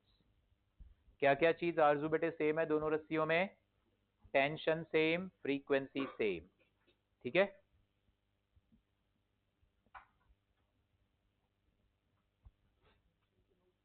हाँ, जंक्शन पे क्वेश्चन बोलेगा कि जंक्शन पे नोड मानना है, जनरली नोड ही मानते हैं, बनाया उसको हमने रोक के रखा है, ठीक है? ऐसे सोनोमीटर वायर वाले भी क्वेश्चंस आएंगे, वो बोलेगा at a particular position wire is plugged, ऐसे ना, मतलब इस तरह से वायर ली हमने लाइक दिस, यहाँ पे लोड हैंग करा टेंशन क्रिएट करने के लिए, तो क्वेश्चन आएगा ना sonometer wire, it is nothing but wire fix at both and. ठीक, अब इसमें इस तरह के क्वेश्चन भी आएंगे कि एक जगह पे हमने इसको प्लग कर दिया है, एक जगह पे फिक्स कर दिया है, तो फिर यहां भी नोड बनेगा, जहां तुमने प्लग किया फिक्स किया वहां भी नोड, यहां भी नोड। गिटार में भी ऐसे होता है, गिटार की वायर में तुमने जहां पे ऐसे थंब रख दिया या जो भी वो डिवाइस ऐसे, उस जगह पे नोड बनेगा, ठीक है? तो वो आप बदल सकते हो उंगलियों की हेल्प से, जहां जहां पे आप प्रेस करोगे उंगलियों से वहां वहां पे नोड बनेगा। तो वही वायर फिर अलग अलग फ्रीक्वेंसी, तो अलग अलग तरीके की साउंड आएगी। ठीक है, वो भी डायग्राम बनाना है, इसको बोलते हैं सोनोमीटर वायर। ऐसे क्वेश्चंस आएंगे, ये लोड टांगा है तो इस रस्सी में टेंशन क्या होगा, mg। लोड को पानी में डुबो दिया तो टेंशन क्या हो जाएगा, mg माइनस बॉयंसी। ठीक है, वो वेरिएशंस हैं कॉन्सेप्ट के, तो ऐसे वेरिएशंस तो कई मिलेंगे। ठीक है, तो ये ध्यान रखना, रिवाइज करो आप सब। कल मैं देखता हूँ डाउट सेशन, या तो अगर नहीं हुआ तो उस टाइम रख लूंगा, या 3 बजे कॉमन ही रख लूंगा एक साथ, उनको भी बुला लूंगा। आप लोग में से भी कोई आना चाहे तो आ जाना, नहीं तो ऑनलाइन लगा लेना। ठीक है, जैसे भी कन्वीनियंट लगे। ओके बेटे, अधिराज, सिद्धार्थ, विनायक, तू सबसे पहले उठेगा।